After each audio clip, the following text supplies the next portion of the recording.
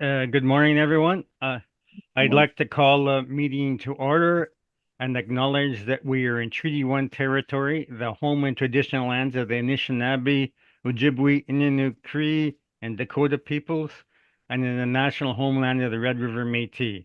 Our drinking water comes from Shoal Lake 40 First Nation and Treaty 3 territory. My name is Neil Harden. I'm chairing today's panel. With me via Zoom are Gail Anderson and Bill Moretsky. The assessor today is Arif Dost Mohammed, and the administrative personnel is Stephen Lunn.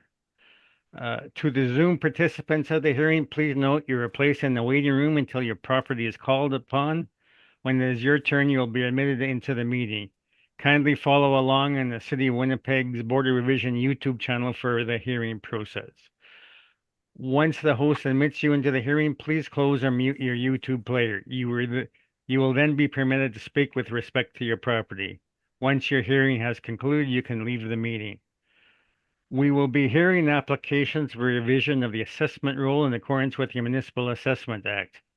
The matters for which revision is requested have been described in each application, and we will limit discussion to those matters. The statements that are made at this hearing are sworn testimony, and anyone speaking to the matters must be sworn in. Be advised that comparisons of assessments of properties are not considered evidence of market value by the board. The board is appointed annually by council and is independent of it and the city administration. It makes its decisions with respect on the basis of the evidence provided at this hearing and issues a written order that will be mailed to all parties as soon as possible. Please note that the board's decisions with respect to an application may be appealed to the Manitoba Municipal Board if the matter pertains to assessed value or classification, or to the Court of King's Bench if the matter pertains to the application of exemptions from taxation. Should you wish to appeal, information on how to do so will be included with the board's order. With respect to the hearing process, I will confirm the points of appeal with your property to be addressed with each applicant following the swearing in. We'll then have the assessor's testimony followed by questions the applicant may have, and the applicant's testimony followed by questions. Each side will have an opportunity to summarize if they wish. Once all the evidence about an application is being brought forward, the applicant may leave. The process will repeat for each item on the docket today. The session will close after all the applications have been heard, and the board will deliberate in private and make its decisions. You will receive the board's decision by registered mail as soon as possible. As information, all public hearings are live streamed and recorded and will be part of the public record. We will be hearing items 1, 3, 4, and 7 on our docket today. Mr. Lunn, please affirm the assessor's and applicant's testimony. Mr. Assessor, please state your full name. Arif Dost Mohammed. Do you affirm that the evidence you're about to give this hearing is the truth, the whole truth, and nothing but the truth? I do. Thank you. And for my applicants, one by one, I will affirm you. I'll start here. Mr. Applicant, please stand. Please state your full name. Sheldon Martin. Do you affirm that the evidence you're about to give this hearing is the truth, the whole truth, and nothing but the truth? Yes, I am. Thank you. You may be seated. Mr. Applicant, please stand and please state your full name. Charles Lynn Chapel. Do you affirm that the evidence you're about to give at this hearing is the truth, the whole truth, and nothing but the truth? I do. Thank you. You may be seated. Thank you. And Mr. Applicant, please state your full name. Tim Berlotti. Do you affirm that the evidence you're about to give at this hearing is the truth, the whole truth, and nothing but the truth? I do. Thank you. You may be seated. All right. Oh, so the first property on the agenda is 1199 Sanford Street, and there is a non-cooperation requested on this. Mr. Assessor, on the non-cooperation, can you please lead your evidence? Yes, if you turn to page 20 in my brief, there is the letter that was sent out requesting the income and expense mailer to be sent back. So 2021 and page 22. And then 23 is the tracking information from Canada Post. You can see that the item was received on June 12th. There's a signature on page 24. So the applicant did receive it. And then on page 25, you'll notice that there is a chronic history of non-submission of the income and expense. Okay, if requests. I can interrupt you there, the past history is not relevant as to whether it was responded to Okay, in this sure. instance. Okay, so yeah, the tracking number on page 20 at the top there, LP 661-112-687 CA. And then on page 24, there's a signature with that item number being received by the applicant June 12th. Okay. And was it anything received in return? No, we never received anything. Nothing received. Okay. All right. Okay, if Mr. Applicant, is there any questions you have on the assessor's evidence? Just one, Mr. Chairman. Item, page 24, there appears to be a replication of a signature. Do you know whose signature that is, sir? It says signature, signatory name CL, so I'm not sure who signed it, but it was received at the address I was sent to. But by who received it? I don't know what Canada Post, who they delivered to. I see. Thank you, Mr. Chairman. All right. Ms. Anderson, is there any questions you may have? Just for the assessor, in regards to the address that the request was sent to, that's the address on the assessment roll and the property title? Yes, and the also we send the assessment notices and the tax notices to that address.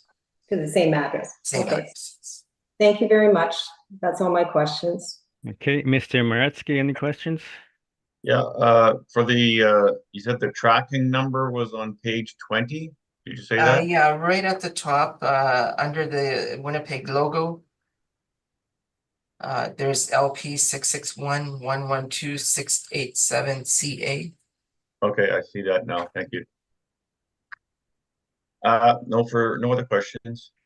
Okay, and I have no questions. So, Mr. Applicant, on the non-cooperation. Thank you, Mr. Chairman. The applicant's position is very simple. We acknowledge that no return was filed. And the reason no return was filed, we don't know who may have signed or may not have signed this. The applicant has 10 employees. 4 of those employees are family members who are all the officers and directors of the company. There are other employees, the 6 other employees, and Mr. Earn, I would ask him to confirm whether he is aware that this signature is his or any member of his family or any of the employees at the plant. This is none of any of that I have employees would have signed this type of a signature. I don't recognize, it's not my signature, which 90% of the time, I'm the one who signs everything. My son, it's not his signature. My wife, it's not her signature. None of the family signatures, and I know the other people other than Carol, who's a secretary. That's not her signature either. So I don't know whose signature this would be. Mr. Earn, your profession, as well as owning Dominion Veterinary Laboratories, is as a certified professional accountant. Is Yes, that correct? chartered accountant, CPA as well. And would there be any difficulty in you filling out the expense and income form that the assessor made reference to under his demand under section 16(2) of the municipal assessment. Not if I received it, I don't have a problem with it, and my accountant, that I have a private accountant that also works. Who fills out our tax returns, wouldn't be a problem. So you're at a loss to understand what this document represents. That's correct. I mean, that's our position, Mr. Chairman. We're simply unable to relate to receiving it or to filing the information that the assessment department requested. If we were, we would have filed, Mr. Chairman, as we did, I think, in the previous year. All right, once again, past years are not relevant to this. We're determining whether it was received this year. That's correct, sir. Okay, Mr. Das Mohammed, are there any questions you might have? No, I do not. Okay, Mr. Moretsky, any questions? Just gonna ask again. So nobody from the management saw this document? Is that No. correct? That's correct. And you have no idea who signed it? No, I do not. No further questions? Okay, Ms. Anderson, any questions? Just in regards to the address on the city's letter to you, Mr. Applicant, 1199 Sanford Street, R3E 3A1. Is that the accurate address of your mailing address? That's correct. And just in regards to the assessment notice and tax bills, are they received at that address? Do you receive them? I believe so. Okay, thank you. Those are all my questions. Okay, one question I have, you mentioned the secretary, first name is Carol. What is her full name? Lamarandi. Okay, That's not her signature either. but it was received by a CL, according to the page 24.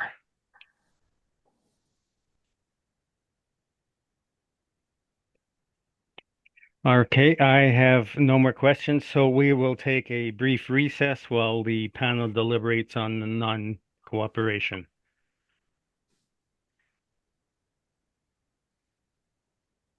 All right, thank you very much. We'll come back into session. The board has reviewed the evidence and we are satisfied that the material was received at the address of the applicant. So we will grant the request for non-cooperation to the city. What this means immediately is that the burden of proof is reversed and the applicant will have to lead their evidence first at this hearing.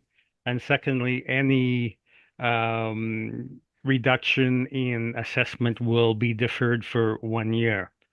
So we will now then proceed on the evaluation with the applicant's evidence.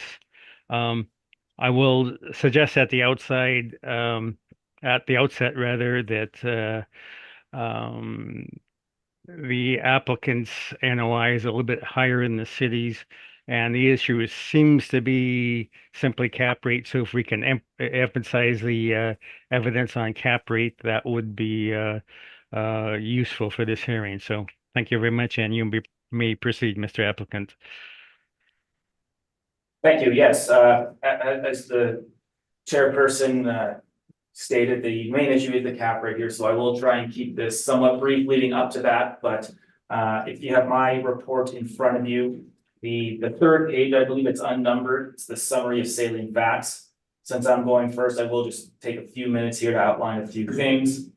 Oh, first of all, I forgot to do this at the beginning. Mr. Das Mohammed, could you read in the roll number and that sort of thing, first of all? Sure. Board of Revision file number 24-214.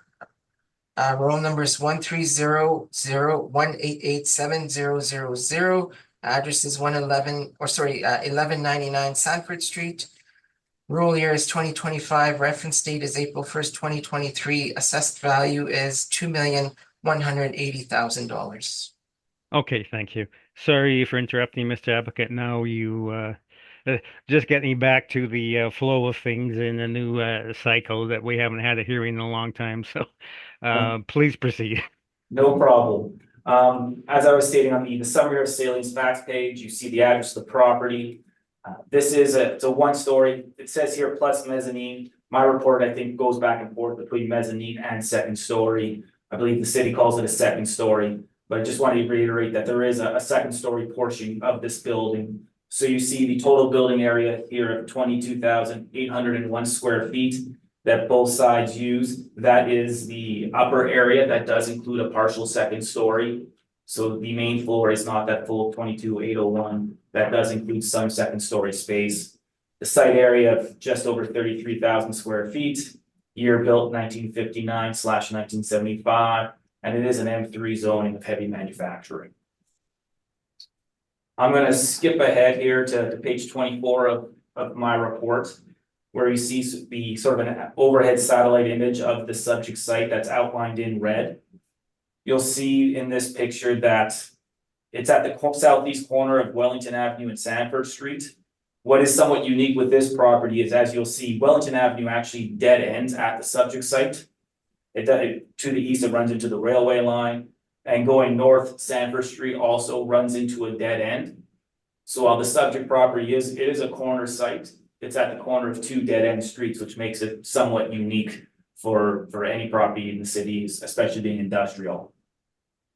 You also note in the overhead map that the building does cover most of the site. So the site is just over 33,000 square feet, with the building being over 22,000 square feet. So again, there is a lot of site coverage of the building on this property. Flipping over to page, or scrolling down to page 26, I suppose. Again, the total site area being 33,996. You'll see again, the building covers most of the site area. There is a little land to the east that's really just buffer with the railway line, and most of the vacant land being in the northwest corner. On my site visit, I counted approximately 20 vehicle stalls parking being available for the subject property. Skipping ahead, page 27, the building description. Again, it shows that the main floor area is 20,155 square feet, with a second floor area of 2,646 square feet. So again, a fairly significant size on the upstairs there for the total building area of 22,801 square feet. Built in 1959, 1975, part of the building is steel frame construction, part is concrete block construction. It's a fairly typical industrial building of that age, that vintage in the area. And overall, I call this an average industrial building.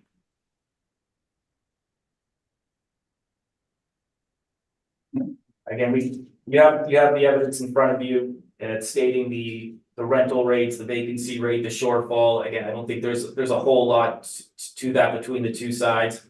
The evidence is there before you. At the end, if you have questions, I'm happy to answer that. But I will skip ahead to page 41 in terms of capitalization rate analysis. So page 41 talks about the idea of capitalization rates and shows a chart here from CBRE for Q1 2023. Hopefully you have a color version in front of you. You'll see the four different asset classes and sort of the historical cap rates of the last 10 years. You'll see kind of the dark blue is the industrial class A and B. You'll see going back to 2013, it was about 7%, steadily dropping. You see a real valley there in 2022 with the uptick here in Q1 2023 to, I would say that's 6.5, but again, that's the average that's at this time frame. Page 42 and 43 are various cap rates of industrial buildings across the city that we have files on in our office.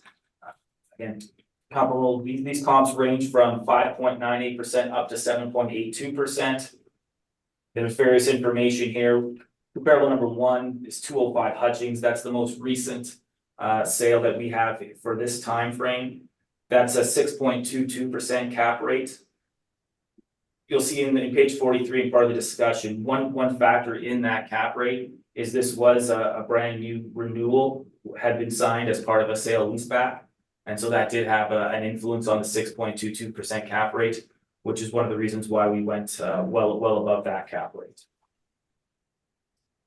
Page 44 summarizes some of the information of these particular comparables, as well as again discussing the Q1 2023 CBRE report. I would just draw your attention that CBRE has Class B properties for industrial at a range of 6.5% to 7.5%, which again fairly closely mirrors the comparable rates that we have in the report of the 6 to 7.82%. So we're in that range, and basically given the considerations of the subject, the fact that there is not a lot of land, we're talking about about a 1.5 land to building ratio here. The fact that we're at the corner of two dead-end streets, you're at the dead end of Wellington and Sanford. It's not the easiest route to get to. It's not very low visibility, backing onto the railway line, taking the overall age and condition of the subject property. It's an average building in a poor location. Overall, taking that into consideration, it would still fall within the Class B rates of 6.5 to 7.5. Would be towards the higher end, and same thing would be slightly above some of the, or closer to the higher end of the comparables presented here as our evidence. So given those factors, capitalization rate of 7.25% was selected and applied for the subject property. Page 45 sort of summarizes the income approach, the $6.50 rent, the 7% vacancy, the 3% structural repairs non-recoverable, the $4 shortfall, with a cap rate of 7.25% and the value of $1.75 million. I've also included some comparable sales as information here as sort of a secondary source of valuation. I have 7 sales included here. They're all summarized on page 53. These 7 sales are all within the 2-year time frame for the assessment period. Comparables comps 1 through 5 are in St. James. They have a range of sale prices per square foot from $74.72 up to $125.39. There's also 2 sales, number 6 and 7, which are outside the area, but are also very similar physically to the subject, and they have sold for approximately $70 and $80 per square foot. So in terms of page 53, the one thing I would just really want to highlight to make sure you're aware of, the far right column, the floor area ratio, that is simply the site area divided by the building area to show how much land each property has. You'll see on that range, the subject has a 1.49 floor area ratio. So again, basically there is 1.49 times as amount of land compared to the building. And you'll see based on those sales, the 1.49 is actually below all the comparable sales. So the subject doesn't have a lot of land. You would say it's below average in terms of the amount of land it has. Obviously, that's going to have an effect on the sale price per square foot. You'll see some of the higher values have those more floor area ratio, more land. Again, just really inflating that sale price per square foot. So again, recognizing the large amount of land that some of the comps have compared to the subject, the dead end streets, and the overall condition of the building, page 54 concludes a value of $75 per square foot. Again, that's within the range of the comparables. It is at the lower end, which takes into consideration the subject's age, location, and amount of land. That $75 is equal to $1.71 million. Page 55 has the reconciliation showing the 2 approaches of 1.75 and 1.71 million. And for purposes of this report, I've split the difference to come in at 1.73 million. With, again, both approaches seeming to kind of confirm each other and show their reasonableness. The rest of the information is in here for your review, and I'm happy to answer any questions that there might be. Okay, Mr. Assessor, any questions? Yes, please. Sorry, I didn't catch your name. Tim Browadi. Tim, Mr. Barati, thank you. So this building is a building that sells veterinary supplies and is a lab, is that correct? Yeah, it's mostly a storage building for the veterinarians with, there is a little bit of lab space. And there's one, I believe, overhead door there, for, trucks to bring in, supplies and whatnot.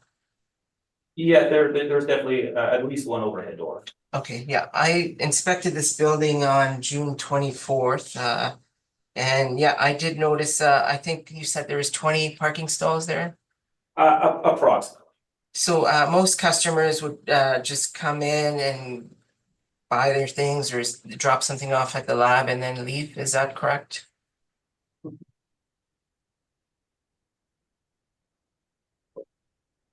Sorry, you cut off there. Oh, sorry, so, mostly people would, either come in to purchase supplies or they would drop something off for lab testing or something? Is that correct?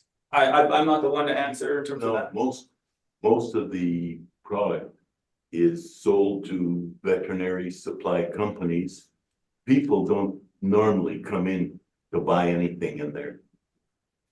Because it's more, it's like a professional type of sale. If they're not veterinarians, there's certain products you can't buy. You have to be a veterinarian to be able to buy, so we would ship it to veterinary supply houses like the veterinarians in the city could turn around and come in and purchase. But a normal person who has cats and dogs can't come in and buy their products. Okay, so, it's basically for professionals then, 80%, I would say 75% would be professional. okay, thank you. And Mr. Barati, so your cap rate evidence, the only one that, sorry, I didn't get this evidence, so I haven't really gone through it with the fine, comb tooth, but I got it Thursday at 1:30, so all I did was just go through some of the cap rates because I was gonna make a recommendation on based on the cap rate. So, your cap rates, the only one that jumped out at me was your 700 Mission Street. Do you have any info on that property in your office, or have you had any have you looked at the property? Our office has some general information on it. I can't give you an in-depth analysis on it at this point, right here, right now. Okay, the reason that jumped out to me is because I've had that property before on appeal. And what the sales mailer that the new owner submitted to the city stated that they purchased that building based on a cap rate of 6.1%. And I do have that, if the board wants, I can make that available. I have it currently, I could just email it. So your highest cap rate, if you were to take that out, would be 6.74, 1500 Notre Dame. Is that correct? The 6 points, if you eliminated the 700 Mission, the next highest would be 674, which again would obviously be somewhat dated and would not really fall in line with the CBRE range or the Colliers or Cushman range. Okay, but you chose a cap rate of 7.5, 7.25, I believe. 7.25. And where did you get that cap rate from? 7.25. 7.25 that was based on the analysis of the comparable sales as well as the CBRE information. Okay, those are all the questions I have. Thank you. Okay, Mr. Moretsky, any questions? Yes, where was the overhead shot of the property there? Again, I think the best one is probably page 24 of the satellite image. 24. Okay, yeah, I have it there, thanks. That's the satellite image. 26 has the building, has another overhead, but of the map itself. Right. So you had connected the higher cap rate or used as an argument that this was out of the way, inaccessible, those types of adjectives. I'm just looking at that photo. There's other places that are similar there, similar situation. Why do you think that's a negative that would impact the cap rate driving it higher? That it's that location. Just reiterate again your arguments to that effect. The location is one part of the capitalization rate selection. I wouldn't say it's the only one. Again, other AR would be definitely the amount of land, the floor area ratio, the overall condition of the building, the location. Part of the corner lot is, frankly, it's a dead end, it's quieter. The day I inspected the property, there seemed to be a family living in their car on the north side there of that dead end street. So there's not the traffic, there's not the amount of eyeballs on a dead end location like that. So other, certain activities might be happening there more often than others. And that's frankly what I saw on the date of my inspection. So just less traffic, less eyeballs, things can happen. It's overall gonna have a negative value, a negative connotation to the overall attractiveness of that property and overall the value, which is going to be reflected in the cap rate to an extent, as one part of the cap rate selection. Would there be any positives of living in an out of the way kind of dead end street as well, or? If I was going to live somewhere, I'd want to live at a dead end street so there's less traffic. But if I'm looking to run a business or commercial property, some of the sales are in terms of the direct comparison approach, I'm looking at St. James and Century. While the applicant's business doesn't require that drive up business, the fact is, if this property was located on Century or King Edward, it's probably going to have more potential users or owners for that property because you have that higher traffic. So the fact that you don't have a lot of traffic, there's not a whole lot of positives to it. It kind of limits what a user might use that space for, in my opinion. Okay, so how much of that 7.5% is attributed by this argument about being in a bad out of the way location? It's 7.25. If it was on Century, sorry, can I just finish? If it was on Century Street, like you said, how much would the cap rate be then? I can't sit here and was it a higher traffic area?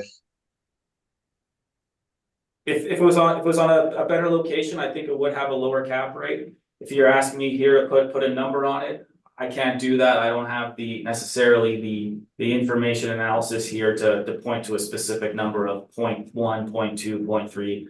I just don't have that scientific data here to show that. You're not really sure how much weight that's putting on your cap rate then? No, again, the cap rate, it's tough to point to one thing and say this one issue added this much. It really is, it's a combination of all these things that's I think within the range of, a typical class B. I think it's at the higher end. I don't think it goes to the very high end in terms of that range, but I think it should lean towards that high end. Okay. Thank you very much. No further questions, Mr. Chair. Okay, Ms. Anderson, any questions?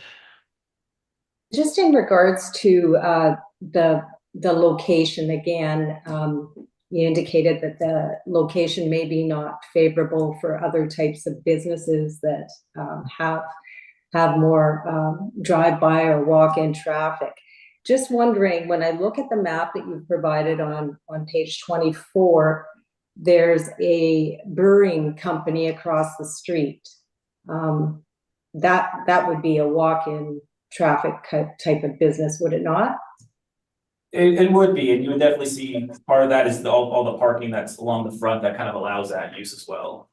Okay, and also one street over, that Pure Lifestyle, I believe that's a gym. So again, that would be traffic that would be coming on a daily basis, right?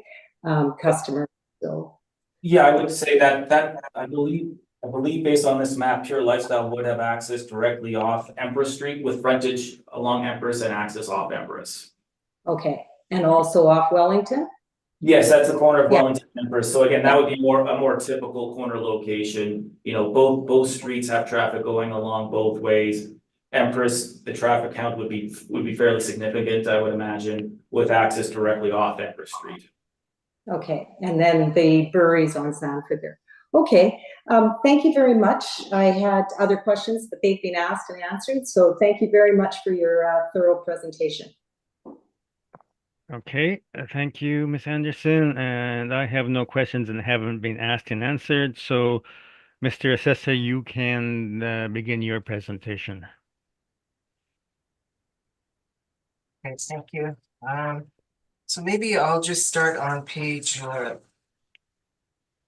9 of my brief.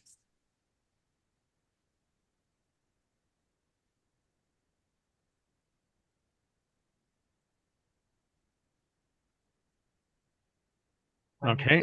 Okay. So page 9, there's the map of the city, and the red dot indicates where the subject property is.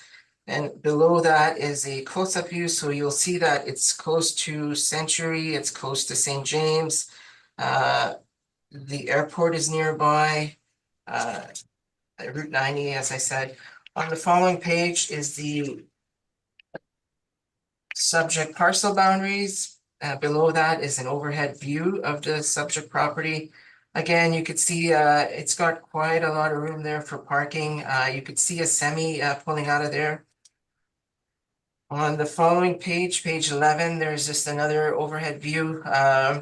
You'll notice that there is a semi parked also on Wellington Avenue, so access is pretty good there. There's some more street pictures. The middle picture on page 11, you'll notice that there's two HVAC systems on top of the roof there. So the warehouse portion is air conditioned also, I would imagine. And then on page 12, just some more pictures of the parking lot and the HVAC systems. Page 13 has the site plan.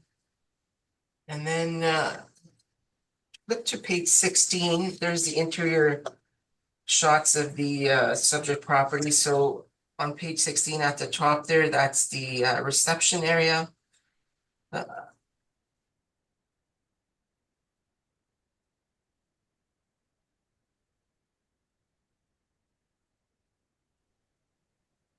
You're muted, Mr. Das Mohammed.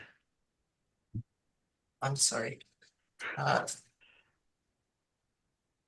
don't know what you heard last, sorry. You showed the picture of the reception area. Okay. All right, on the following page is the warehouse shots. I have been to this property twice, once in 2019 and once just a couple of months ago. Following page has some more shots of the warehouse, and then bottom of page 18 is another shot of the reception area. On page 19, that's the second level. So there's offices there, there's a lunchroom, and there's the lab there. So going to my workup on page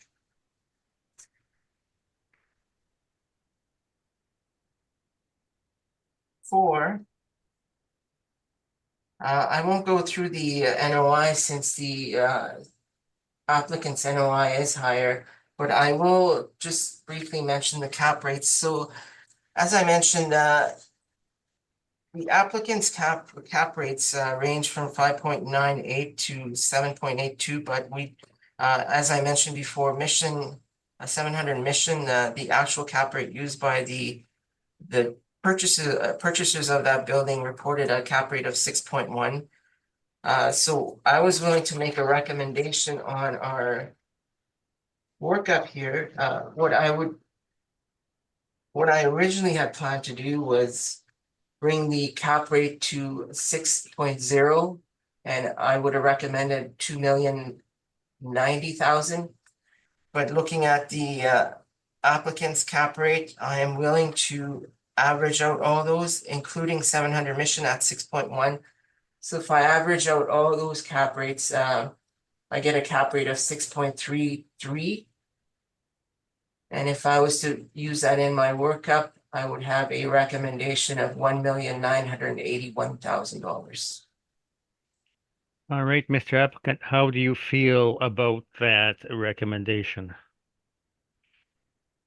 Not well. So you don't accept that recommendation?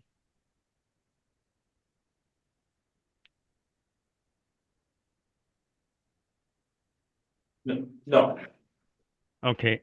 All right, then proceed, Mr. Das Mohammed. Yeah, those are all the points I wanted to make, so I'd be open to questions if there was any questions. Okay, Mr. Applicant, any questions of the assessor? just a couple quick ones.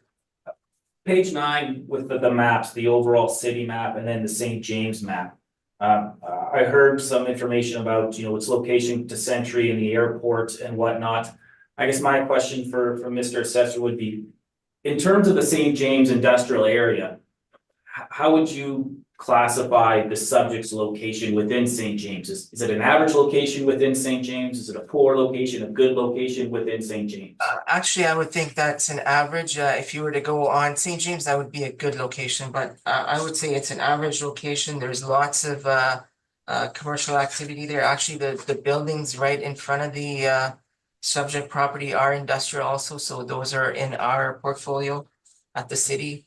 We've worked on all those buildings. There's lots of tenants there. So I think the subject is in an average area.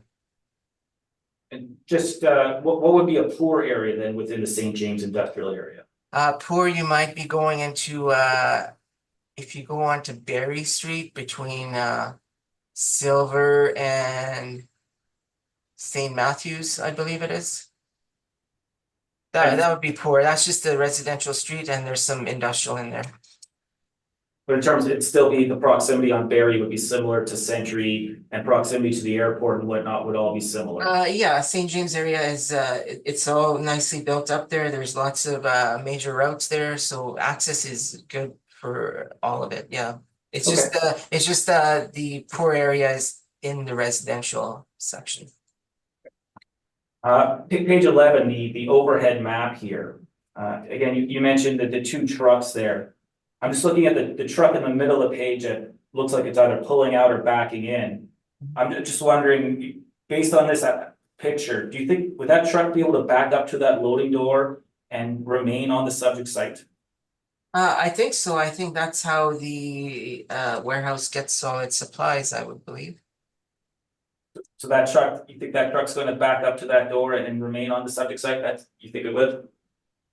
Yeah, that's how I think if you ask the applicant, I think that's how they receive their inventory and whatnot. It's across the street, you can't back up to the door without going across the roadways. And you put in new concrete on the front and they made sidewalks on the other side. These trucks can't turn around and back up to the doors. Actually, sorry, Mr. Assessor, thank you.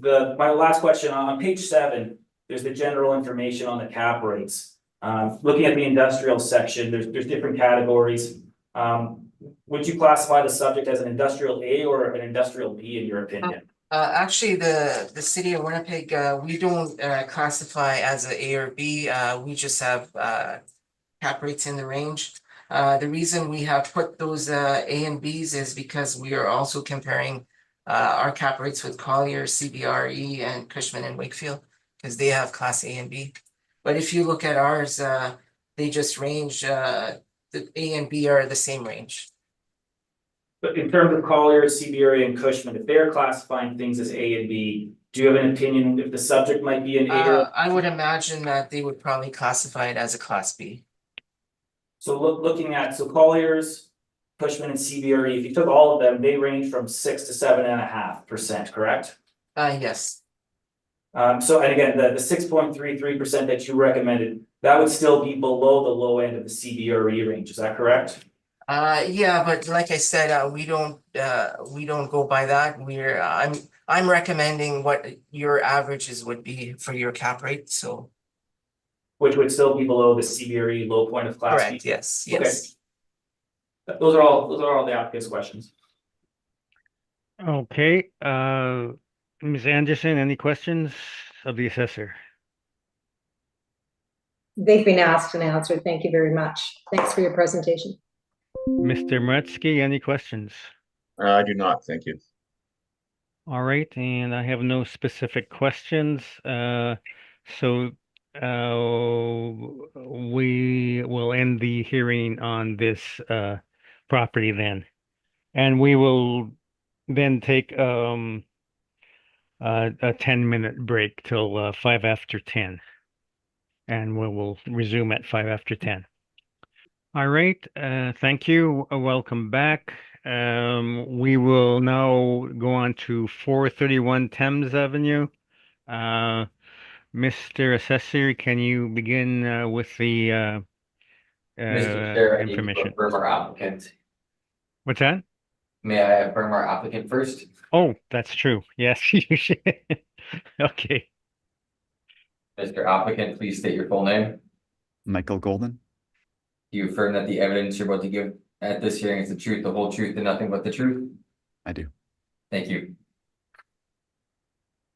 All right. Now, Mr. Das Mohammed, to read in your information. Okay, thank you very much. File number 24-232. Roll number is 14083291200. Address is 431 Thames Avenue. Roll year is 2025. There's 3 different components to this property. We're assessing it at $1.437 million. Parcel use is industrial warehouse. Number of buildings is 3. Number of premises is 9. It's a 1-story building. Effective year and actual year built ranges from 1955 to 1976.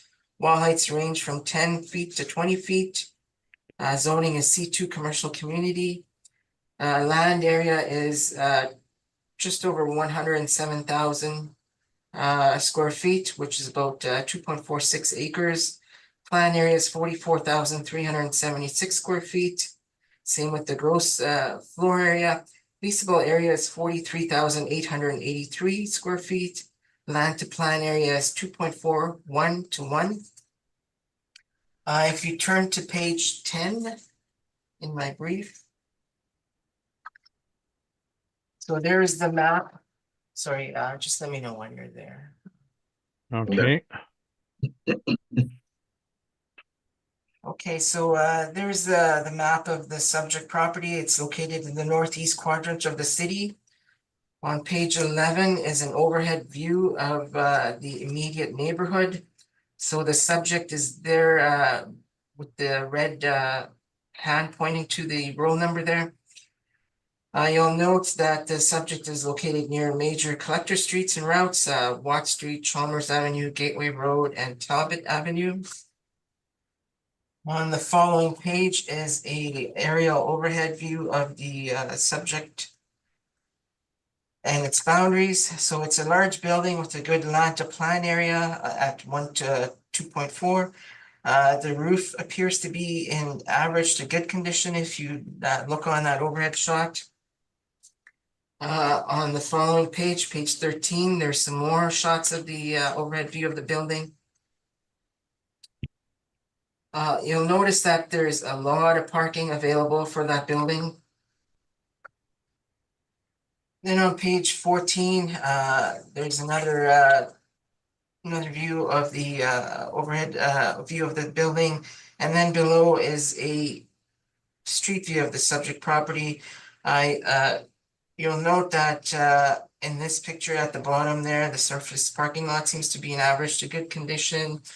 Same with on page 15, another street view. Underneath that is the site plan, and the site plan indicates that there is 190 total parking stalls available to that building.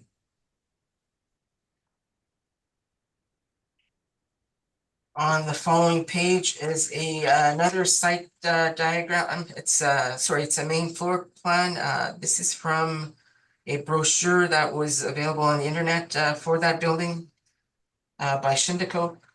Again, at the bottom of page 16, another floor plan view. On page 17 is the building sections. So there's one building there built in 1955 that is 26,400 square feet. It has a wall height of 10 feet. The other buildings built in 1976, one story, 17,400 square feet area and wall height of 20 feet. Building section 3 that was built in 1955, and it's just one story with a small 576 square foot area and a wall height of 14 feet. So on the following page 18, there is a status of title, and you'll note that the current building is owned by Goldstone Group Limited. There's an active mortgage on it. I'll get to that in a second. On page 19 is continuation of the status of title. On page 21 is the land titles info. So again, the building is owned by Goldstone Group. Point number 4 there's the legal description of the subject property. And then if we turn to page 24, there's a certificate of amendment. It's a few companies that were amalgamated. So on page 27, you'll see that the amalgamation involved, 5 companies. So Propensy Properties Limited, a Numbered Manitoba Inc. Company, Central Storage Limited, St. Vital Development, and St. Vital Management Corporation were all amalgamated into Goldstone Group Limited. And that company search is as of July 2022. On page 28 is the original land transfer for this property. So in 1988, the building was bought according to this land transfer number, point number 4 there, at a fair market value of $500,000.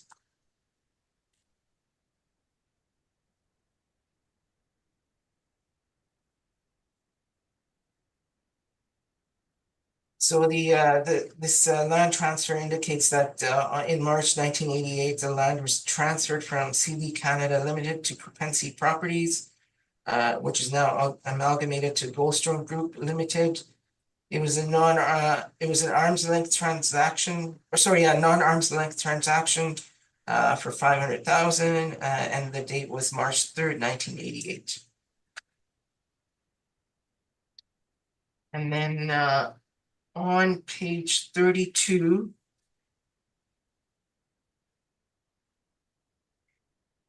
so I pulled the mortgage information for this property, and that's the mortgage document there.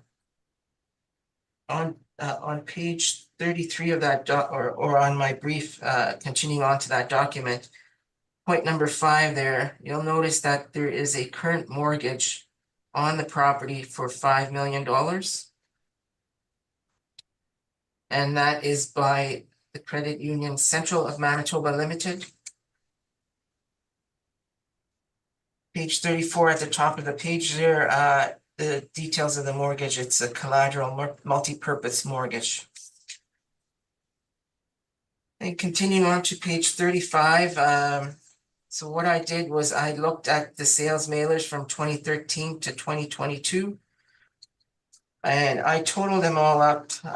On page 36, you'll notice that over the last 9 years, the building has brought in approximately $2 million in rental income. And there's been maintenance and repair of $1.162 million conducted on this building. So about 60% of the revenue is going back into maintaining and repairing this building. You'll notice that every year that the rental income is over 100 and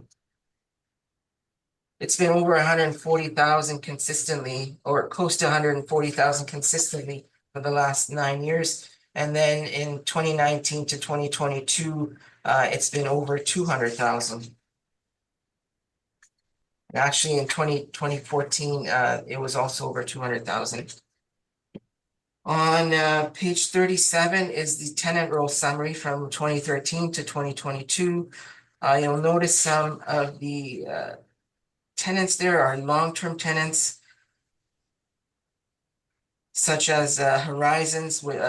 They've been a long-term tenant. I believe that is a school there. But you can see that the annual gross rent that they are paying is $6 and up.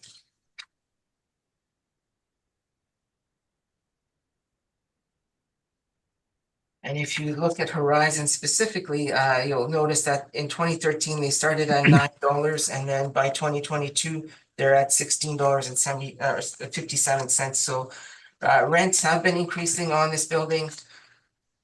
From page 39 to 48, I've just included the I&E submissions that I summarize on the last few pages there. On page 49 is a listing for the property from 2017 from loopnet.ca.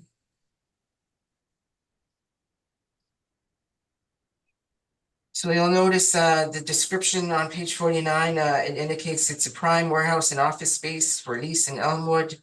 It's a versatile shell warehouse with office.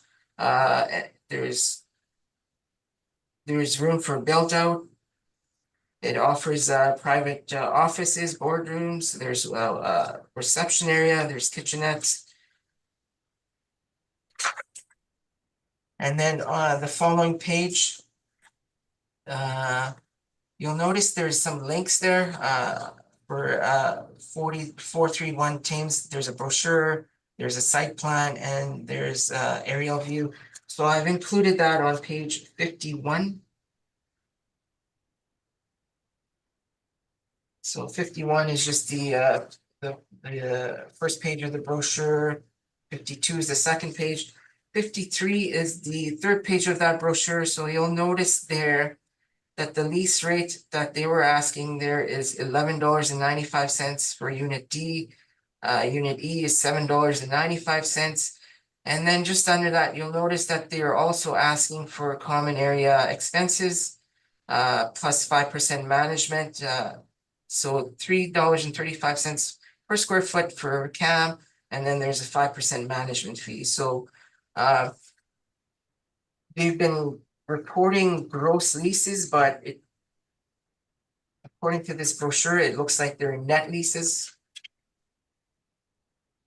And then you'll notice some features on that same page 53 there. It's located on James Avenue. There's good lighting there. There's convenient access to city's core and major trucking routes.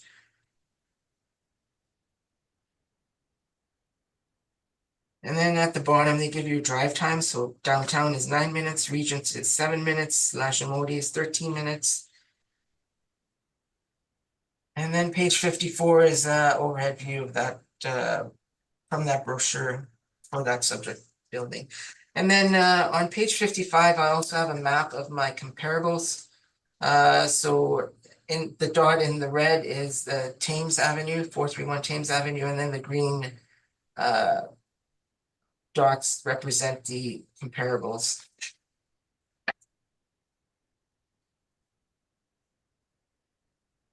And then on page 59, I just have some outside industry reports. So you'll notice Colliers for Q4 2022 indicates that the overall Winnipeg vacancy has decreased to 1.3, down from 1.5 the previous year. Overall Winnipeg vacancy was 1.3. Q4 2021, it was 2.8, so just over that year, it went down quite a bit. Rental rates have increased, so Winnipeg total rental rate increased 29% from Q4 2021 to Q4 2022, and it was averaging around $10.18 per square foot.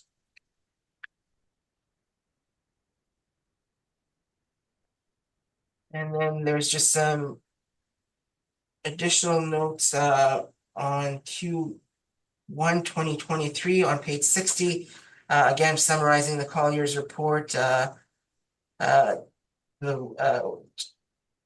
vacancy rate for Winnipeg remained at about 1.5. It increased a little bit, but the increase was due to some additional buildings coming on board. Rental rates again have stayed pretty much the same at $10. Cap rates, Q1 cap rates were between 5.75 and 7%. So going back to my brief on page 3.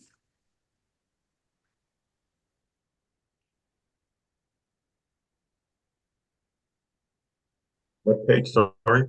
Sorry, have I been muted all this time? No, you haven't been muted. Okay, so page 3, my rent comparables.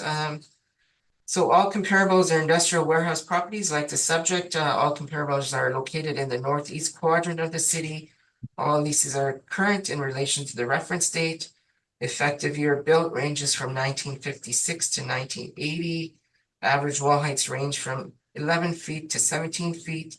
Leasable areas range from different intervals from approximately 1,000 square feet to 12,000 square feet in a similar fashion to the subject. In order to compare the different leasable areas available within the property. Net rents range from $6.53 per square foot to $13.50 per square foot. The weighted average net rent for rents for the comparables is $8.84 per square feet. So on the following page is my income workup for just the storage warehouse, that is the taxable portion. So you'll note that we're indicating a potential rent of $159,000. We're allowing 25%, or sorry, overall net rental rate is $4.99 that we're utilizing on this.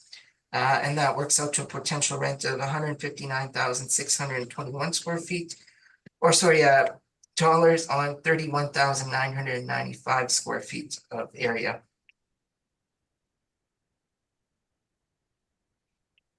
We're utilizing a 25% vacancy rate, a 3% non-recoverables expenses rate, $4 for vacancy shortfall. We're utilizing an 8% cap rate, and just on the taxable portion, this results in an estimated value of $1,052,000. Excuse me. On the following page is the workup for the taxable school exempt portion. So we're utilizing an overall net rental rate of $4.90. You'll note that the rent charge on this portion by the applicant ranges from $9 in 2013 to $16.57 in 2022, and that's the Horizons Learning Center that I pointed out. We're utilizing a 25% vacancy rate, even though this portion of the building has been occupied by the same tenant for at least 9 years. We're utilizing 3% for non-recoverable expense rate. $4 for vacancy shortfall. We're utilizing an 8% cap rate, and that results in an estimated value of $140,000 for the taxable school exempt portion. And then on the following page, that is the tax exempt portion. So we're utilizing an overall net rental rate of $4.96 per square foot. And you'll note in the income and expense summary that I have provided, this portion ranges from $8 per square feet in 2017 to $9.60 per square foot in 2022, and that would be the Hans Christian School. And then we're utilizing a 25% vacancy rate, even though this portion of the building has been occupied by the same tenant for the last 5 years. We're utilizing 3% for non-recoverable expenses and $4 per square foot for vacancy shortfall. We're utilizing cap rate of 8%, and that results in an estimated value of $245,000. On the following page, it's a summary of all the income streams. So if we add all the income streams together, we get a potential rent of $218,307. You'll note that actual rent revenue in 2022 was $259,692.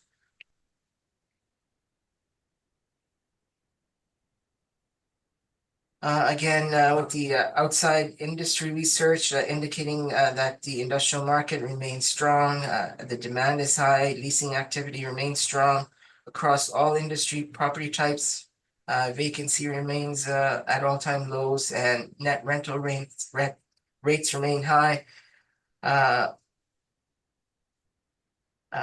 This property was purchased in 1988, 34 years prior to the reference date for $500,000.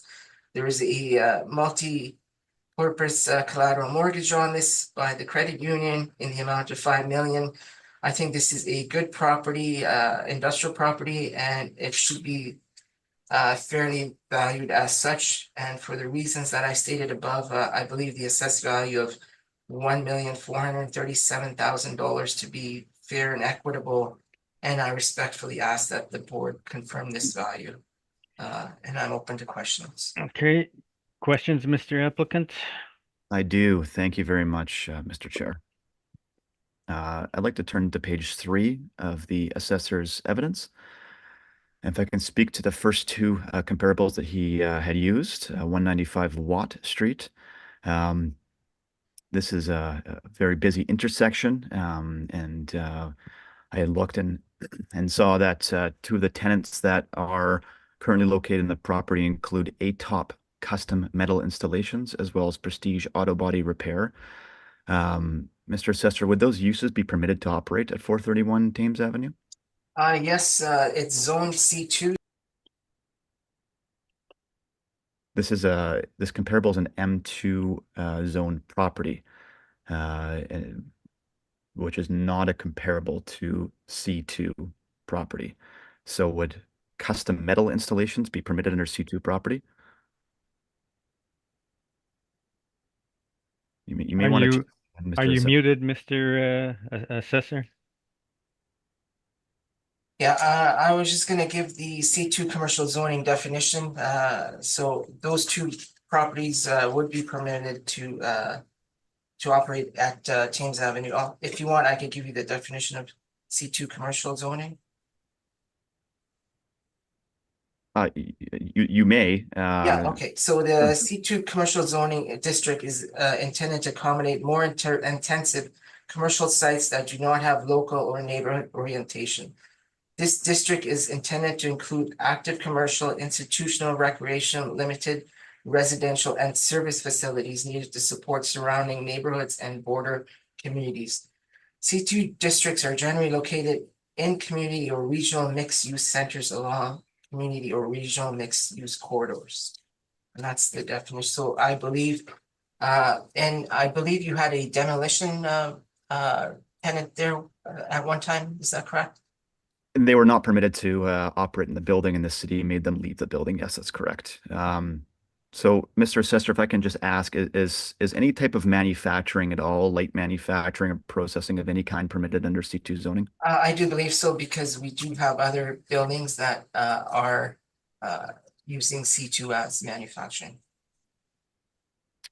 Okay, well, the zoning tables actually, Mr. Assessor, you may want to check that. They actually prohibit any type of light or heavy manufacturing under C1, C2, C3, C4, CMU, or EI zoning, as well as residential zonings. The only manufacturing permitted would be under an MMU, M1, M2, or M3 zoning.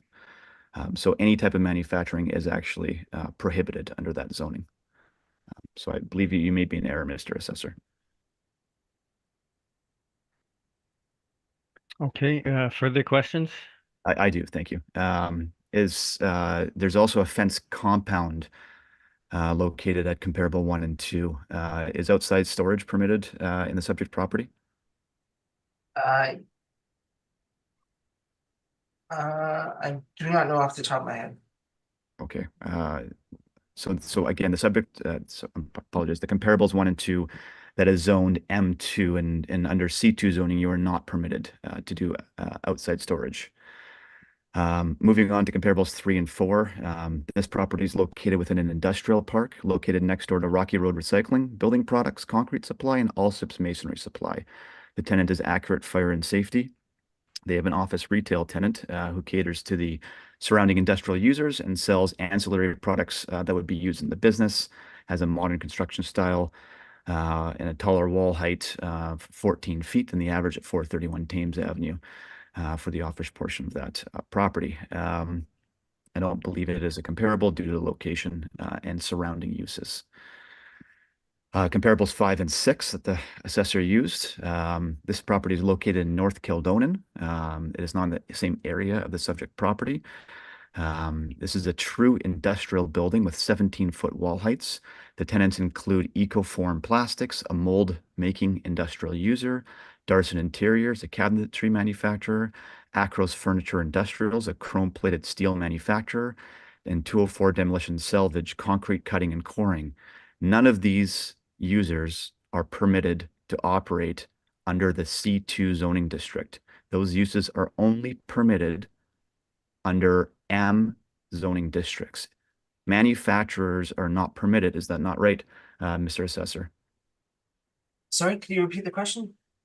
Are manufacturers, well, it's the same question I asked earlier. Are manufacturers permitted to operate under a C2 zoning district? And I did reply to that. We do have other manufacturing tenants or owners running in C2 zoning. Would that be a non-conforming use? I'm not sure off the top of my head. Okay. I just wanted to, you mentioned something about 14 feet wall heights for the two comparables there. Do you not have most of your building at 20 feet? No, I do not. Or at least half, more than half for sure? No, I do not. You do not have a 17,400 square foot building section 2 at 20 foot? I do, but that's less than half.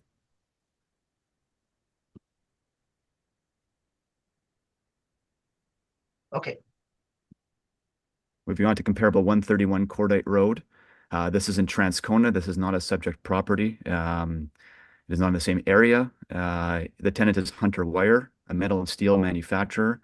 Again, unless a property has a non-conforming use, which just to be clear, means that they had a use that was prior to a zoning change. But this property, again, is on M2 zone property, so it would be permitted to be operate at this location and would not be permitted to operate at 431 Thames Avenue. And then, of course, the same goes for 171 Cole Avenue. This property is also zoned M2, and none of the uses would be permitted to legally operate at 431 Thames Avenue unless there was a non-conforming right, which we do not have at 431 Thames Avenue.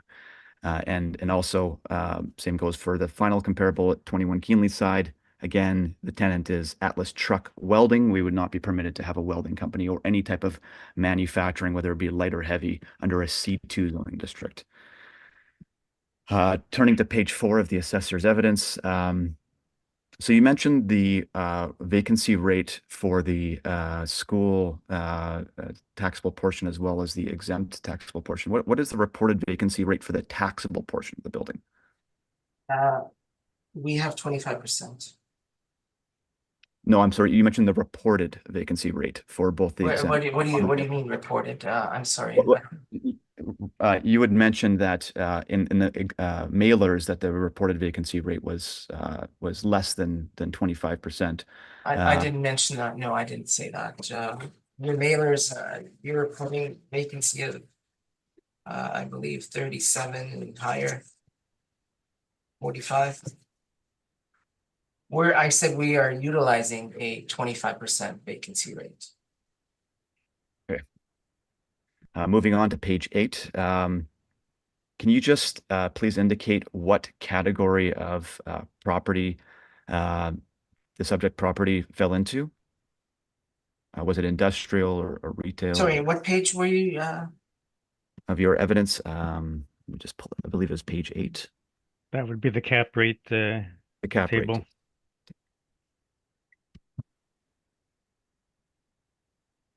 What did you use the industrial classification to the cap? Yes.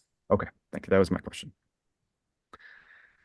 Okay. I'm sorry, I do have a few more questions. Sorry. I thought you were. I was just clarifying that was my question to the assessor. Okay. Thank you. So moving on to page 12. You mentioned that the roof appeared to be in average condition. Had you inspected the property? Yes, I inspected with you in 2019. Okay, and at that time when you inspected, what was the condition of the roof? I believe it was average. Okay, you went up and looked at the roof at that time? I didn't go on top of the roof, no. Oh, okay. But these pictures on the aerial views are from 2020. 1 second. I believe they're from 2023 or 2022, sorry. Okay. Now you mentioned that there seems to be a lot of parking on the property. If you can turn to page 14, how many vehicles would you say are parked on the right-hand side of that property? If I look at this, if I look at the site plan, which was done by PP&D on page 15, it indicates there's 100 parking stalls on that side and then 90 on the other side. I'm sorry, you say that was done by PP&D. PP&D Yes. this plan? This is pulled from a permit from PP&D. Okay, so it may have been submitted by someone applying for an occupancy permit application, for example? Yeah, it's from 2019. I understand the date. Yeah. I'm just asking where the document came from. Yeah, it's from a permit, yes. Okay. That would have been submitted to PP&D. Right. So it may have been submitted, for example, by a tenant. I'm not sure who it was provided by. Right. So it may or may not be accurate. Well, that is the site plan, so whoever is the architect that drew up the plan would, I imagine, know how many, parking stalls there. Does a site plan have to be submitted by an architect? When there's a permit, there's usually an architect stamp on it. Is there an architect stamp on this? Well, there's a stamp on it. I'm sorry, I don't see a stamp. On page 15, there's a stamp there. Oh, from the plan examination branch. So that would be a City of Winnipeg stamp. I don't know whose stamp it is, but it's somebody's stamp, yeah. Okay. Okay, let's not get into semantics here, but yeah. let's move on. No problem. Thank you. So moving on. to page 19. And the assessor referred to a mortgage and then later referred to page 34 that there's a multi-collateral mortgage in place. Mr. Assessor, can you please explain what a multi-collateral mortgage is? Yeah, a multi-collateral mortgage is allows you to draw on the building. It's basically like a line of credit. Okay, so just to be clear, would a So it's a $5 million multi-purpose mortgage. It's a credit secured by the building in this case. And it means that you can draw up to $5 million in this case on that mortgage. And it's designed for anyone for whatever, yeah. So you could draw up to whatever the mortgage amount is, and the building is used for collateral on that mortgage. Right. And is there a difference between a mortgage and a loan? Of course, there is yeah. Right. So a mortgage is the pledging of the security. And you're saying the mortgage allowed us to borrow against the property in terms of a loan, but it's not actually the loan itself. So you understand that a collateral mortgage means that the property can be pledged towards another mortgage on another From what property. I understand here, there's a collateral mortgage on the building by the credit union for $5 million, which allows you to draw up to $5 million. And you've placed your building as collateral for that mortgage. Right. And you understand that there could be other buildings also placed as collateral towards. No, because on this mortgage, there's just, if you look at the legal description on page 20, there's a point number 10 there. That's the legal description of this property. Right. There's a mortgage placed on this property that I will agree, but you understand that there's not a loan of $5 million on this property. There couldn't No, ever be. I'm assuming that the credit union has done their due diligence and said, okay, we're willing to lend you $5 million as long as you put up this collateral on this building. Well, with all due respect, Mr. Assessor, that is not the case. A mortgage is a hypothecation instrument. It means that you're pledging the property as security towards a loan. And there may be several properties, which in this instance, there may be several properties. The mortgage document states that point number 10 there, lot 2, plan 10899, RL 50 and 51 is this building. So there's no other buildings. There's no other buildings for the mortgage, but it's not necessarily for a loan. Mr. Assessor, a mortgage and a loan are not the same thing. A mortgage is provided security towards a loan. Okay, let's again, what the mortgage value on this property does not speak to the income approach, which is we're going to base the evaluation on the income approach. Okay, I'll move on. I just have a couple more questions. Okay. And maybe I can ask you, when the credit union came and gave you that mortgage, was there an appraisal done? Not specific to only this property, no. It's a cross collateral. So have you provided the appraisal that they had done? Okay, once again, we're not taking anything from the mortgage value of this property. We're basing it on the income approach that's presented. So we'll move on from the mortgage, please. Okay, thank you. Next question.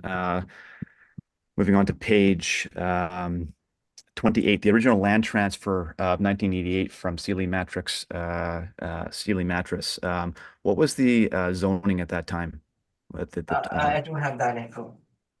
Okay, the building was zoned CF commercial fabrication, which permitted both commercial tenants as well as industrial tenants. However, in 2006, the city of Winnipeg rezoned the property to C2. And ever since then, the vacancy rate has skyrocketed because it cannot be leased to industrial tenants as the city of Winnipeg use tables do not permit.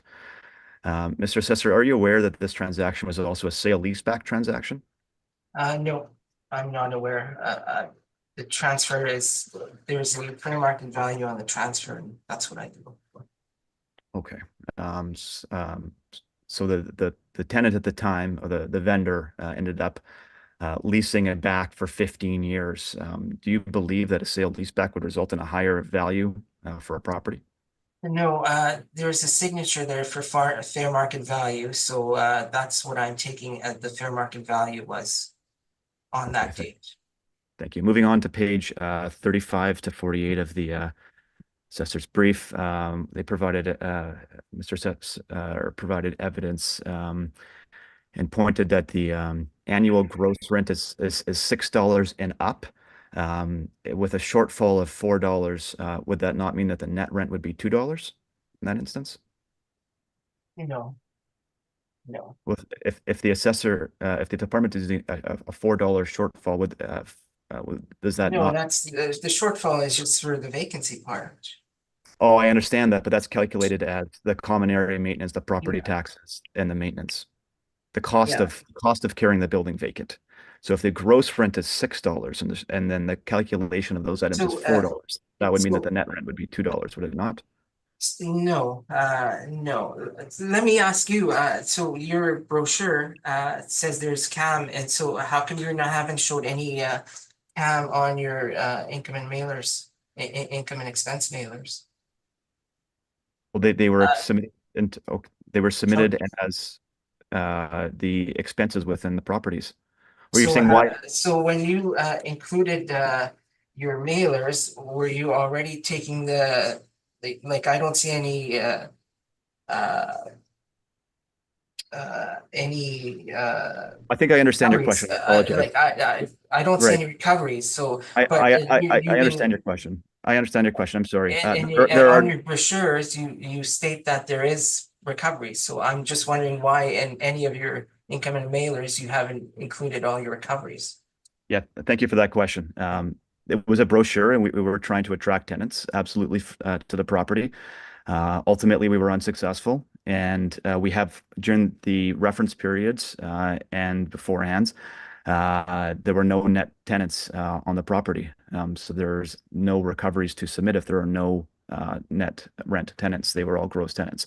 Of course, we try and attract and advertise to attract net tenants, and ultimately we were unsuccessful. We hired a real estate agent to market it this one time, and they said, we think we can achieve this. So they marketed it to the market, and because of the zoning characteristics of the property and unable to use to attract industrial tenants, it sat vacant and it was unable. And I'll get to this in my evidence, but I'll leave it at that. And Okay. just one more statement that's just on that line. A listing is not market value. The actual leases that took effect would be the market value. And that's all my questions. Okay, Mr. Moretsky, any questions of the assessor? Yeah, a few. 59, page 59, those rents that you had, Colliers. So this is an industrial building, correct? Yes. So is this information all for industrial buildings or is it for No, everything? if you look at page 61, that's what I'm summarizing on page 59. So page 61 to page 63 is what I'm summarizing on page 59. So it's the Winnipeg Industrial Market Report by Colliers. Industrial, okay. Yes.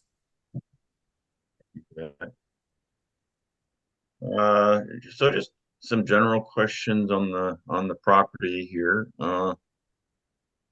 If we can get to a overhead picture, maybe you know offhand where that is. Oh, I got it. I got it on page 12. So this other rectangular structure to the kind of northeast, is that a newer portion than the one with all the peaked roofs? Yeah, so that section has a 20-foot wall height, and that was built in 1976. And this one with the peaked roofs is built in 59, was it? 55. 55.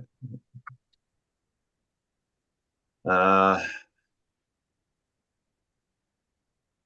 okay, and inside that 20-foot structure, what kind of manufacturing is in there? I believe currently it may be vacant. There was a demolition, when I inspected, there was a demolition uh, business in there. But it is, let me see if I have a picture of it.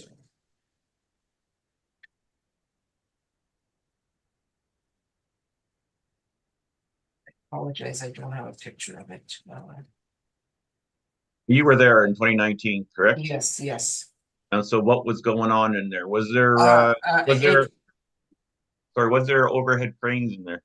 No, there's no overhead cranes. It's basically a big industrial warehouse. So it was just storage then? Time? I think the demolition crew had just moved out of that space, so it was vacant at the time. Mhm. I guess where I'm going with this is just want to know in general what kind of manufacturing is going on in this building. There's no manufacturing in there. It's warehouse space, so it's a storage warehouse is how we're classifying it as. Storage, just So storage. yeah, it's a warehouse basically. So some of those comparables that you have there, would they be able to use this property? So my comparables, the where I chose them on iSystem, I could go and choose storage warehouses as comparables. So it gives me a list of all these storage warehouses. So that's how I picked these comparables. Okay, so it was just storage warehouse. Okay, I think I figured out that question about taxable portion. The cap rate you have at 8%. Can you just briefly go over how you arrived at 8%? Yeah, for many years, we've been told that the building has issues with the roof. There has been asbestos in the building, and there's graffiti on the walls. There's been shootings in the neighborhood. And I think the surface parking lot needs some work. So what has happened over the years, whoever's got the property and they've gone in and changed the parameters for this building in our system. So they've put in the system the lowest possible parameters available for this building. And this is the system comes up with so say if there's other buildings in the area or in the market region that have all these classifications, it works out statistically what a cap rate should be. So that's how it's pulled the 8% cap rate. And I think the 8% cap rate is on the high side. But since the assessment went out that way, I'm here to provide support for it. Fair enough. On that mortgage info that you provided for a collateral loan up to $5 million, what were you trying to demonstrate with that information? I mean, you're only valuing this property Yes. at 1.437 thousand, correct? Yeah, so when I started researching the building, just to clarify, I was an appraiser before I started with the city. So when we did appraisals, they were mostly for banks. So when there was a mortgage lent out, we always had to go and do an appraisal. So I'm assuming that somebody went out and did an appraisal, and this is what the value that they came in with. So what I was trying to show with this is that I think we're under assessing this building.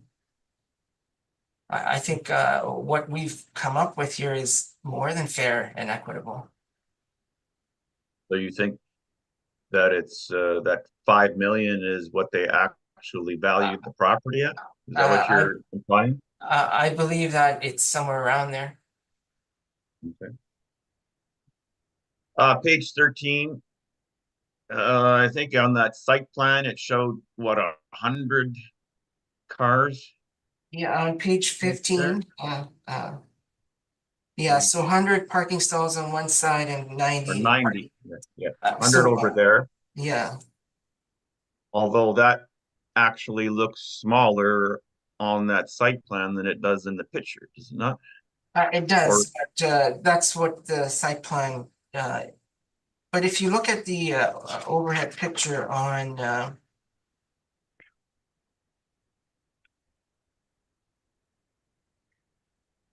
page 14, yeah. Yeah, I don't know if you can get, like if it goes all the way to the property line there. There's a lot of space there, so. yeah, if I just take a quick count there, how many cars are actually there? It's about 10.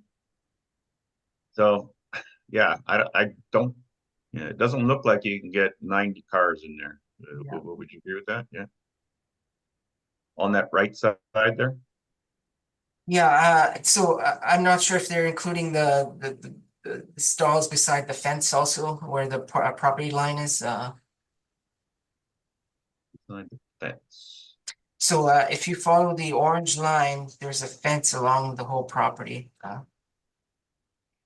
Or you're talking where the trucks are parallel parked there, or there's a truck and a No, truck? on the so on page 14. The orange line on the right-hand side. I don't know if you parallel park there, if you can get another, I don't know how many cars. Yeah, so you're saying you Yeah, can but all I'm parallel saying, park. yeah, all I'm saying is that that's what the site plan had said, so. There's a lot of parking for this. For the Okay. building, I don't know if it's 190 or not. I won't belabor that point. Anyways, that's all the questions I have. Thank you very much. Okay, Ms. Anderson, any questions? I have no questions. They've been asked and answered. Thanks for your presentation. Okay, and I have no questions. So, Mr. Applicant, you can begin your presentation. Thank you very much.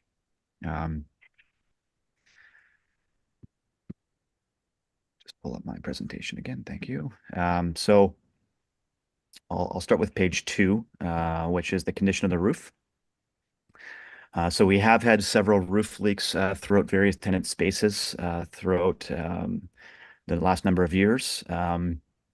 The metal portion of the roof is a sawtooth roof with valleys where water pools and collects.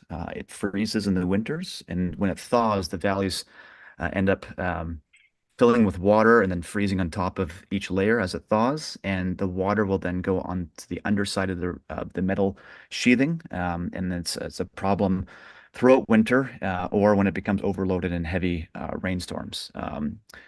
This spring, albeit it's been a heavy rain season, we've had 21 calls for roof leaks. And you can see the existing condition of this is, as the assessor called, the average or above average roof condition of the taller or newer section of the building. We can note the blistering within the roof. We've had a couple of different roofing companies out, and they've determined that it's at the end of its useful life. Further, we've had chronic vacancy. A large part of that, in addition to the zoning that we'll get to later, is due to the condition of the roof. We've lost sitz drywall as well as the short-term movie production, which had been in them for a couple of years. And part of that is due to the dripping and constant issues within their area due to the roof leaks onto their film sets and equipment. There's been insurance claims on the property, and Priority Restorations has had to remove all the drywall due to mold issues, which has since reappeared, and we've had to remediate again. On the interior of the space, you can see on page 5, 6, 7, and 8 of my brief of the condition of some of the which we have since before these photos were taken, we had remediated it, and then it's since happened again. You can see the sawtooth roof on page 9, and then some of the newer issues in the building. And then page 11 is a quote from Matula Roofing. That is to install a new roof on the higher section at the north side of the building, the 17,500 square foot section for 521,000. And then page 12 is part of the reason why we're not able to replace the roof in an economical way is because of the asbestos on the underside of the roof. If we were to replace that roof, we would have to remediate the asbestos an exorbitant amount. So we have come up with an alternative method of doing it, which is shown on page 12, which includes putting basically a new roof on top of the existing roof with tongue and groove, engineered vault trusses onto the valleys to fill in the valleys, and then putting in a torch-on material with plywood. Again, it's not a permanent solution, but it would help preclude some of the major issues that we're seeing in the property, and that quote was about $425,000. Page 13, you can see the sprayed-on asbestos within a section of the building, MITT Horizons, which is, as the assessor said, a long-term tenant, and we're happy that they have maintained the building for such time, because if we were to provide any major rehabilitation or the tenant were to vacate and we had to sell the building, and a new user would have to then, of course, value the condition with with the asbestos in place. And then there's the laboratory tests of the asbestos. And then speaking on page, the next page, from One Link Mortgage is an older letter, but remains true that a property that needs to be evaluated for market value or the condition of a mortgage needs to take environmental condition into consideration. And then page 19 is a quote to remediate the asbestos. It's obviously prohibitive, of over $2.2 million throughout the building. It would take 10 months. And of course, again, it's not feasible in that instance. So, because we would have to shut down the tenants and vacate the building in order to do this, but it would, of course, affect the market value if it were to be sold. Page 20 and 21, the west side of the building has major asphalt and water pooling issues. There's not proper drainage in water pools in the winter. There's multiple slip and fall incidents. It's compromised our insurance. And it reduces the parking areas and the amount of parking that we already have, which is limited. And there's damaged asphalt. And so we repaired some of the asphalt, as the assessor showed in their picture, but as a result, it compounded the water and the drainage issues, and now we've had 2 to 3 inch lakes in some of the parking area. So I've included a quote from Maple Leaf Construction of $380,000 to include the installation of stormwater sewers to help remediate that runoff water, as well as repave that portion of the building. On page 22, so as we discussed a bit as part of the assessor's brief, the city of Winnipeg has rezoned the property from industrial to commercial. It's an industrial warehouse building, but it's zoned C2. So the larger part of the warehouse that the assessor indicated that he had looked at, which was fully vacant, it remains fully vacant because it cannot be occupied. And I mentioned it cannot be occupied for manufacturing, but also the use tables on the city of Winnipeg's zoning bylaws on page 68 also preclude any type of warehouse from being either permitted or conditional use. It's not allowed. So it's very difficult to find a tenant that would want to operate a commercial use within an industrial building. So we had Wolseley Kombucha had signed a lease to occupy a portion of the building. City of Winnipeg would not permit them because they had to go into M zoning, even though they were selling to the public, but they deemed them similar to Pepsi, which is producing product. They would not permit them. Mother Earth Recycling is another tenant. And again, here's an excerpt of an email that says, City of Winnipeg advised that the property will remain at C2, which would not allow mattress recycling. And nor would the email didn't say this, but nor would it allow any type of manufacturing within the property. The type of uses that are permitted under C2 zoning include retail and office type uses, restaurants, 7-Eleven convenience stores, gas stations, those kind of things that are permitted under C2 zoning districts. However, we met with Rick Dirksen from the City of Winnipeg that informed us that if you are to go under a retail classification for the building, and there a retail or an assembly use is occupying more than 10% of the building, an A2 classification, you then have to meet the 2010 Manitoba Building Code, which includes new fire alarm systems, exiting systems, conform to ASHRAE standards for ventilation. The whole building has to be handicap accessible, which it doesn't meet code. We lose all our non-conforming rates. So the concrete inside the building doesn't have the proper ramps. It needs to meet a 112 pitch, and it's currently 1.8 pitch. So we have to jackhammer out all of the existing ramps coming into the building. The bathrooms have to be UTRs, accessible. We had a mosque that moved out of the space prior as well, because they couldn't conform those obligations for assembly occupancy. Moving on to page 23, the assessor mentioned some of the previous issues we've had in the building due to the neighborhood this is located in, being Elmwood. We have Manitoba Housing located to the west of the property, a community center to the north, and a public park to the east. The property has had graffiti, broken windows. In fact, between the time that I've submitted my evidence and the hearing, we've had 2 more broken windows on Horizons or MITT. You can see there is a gunshot bullet on page 35 to one of the windows going into what used to be the cartel space, which is a film production tenant who was a gross lease for a short period of time on a month-to-month basis. Then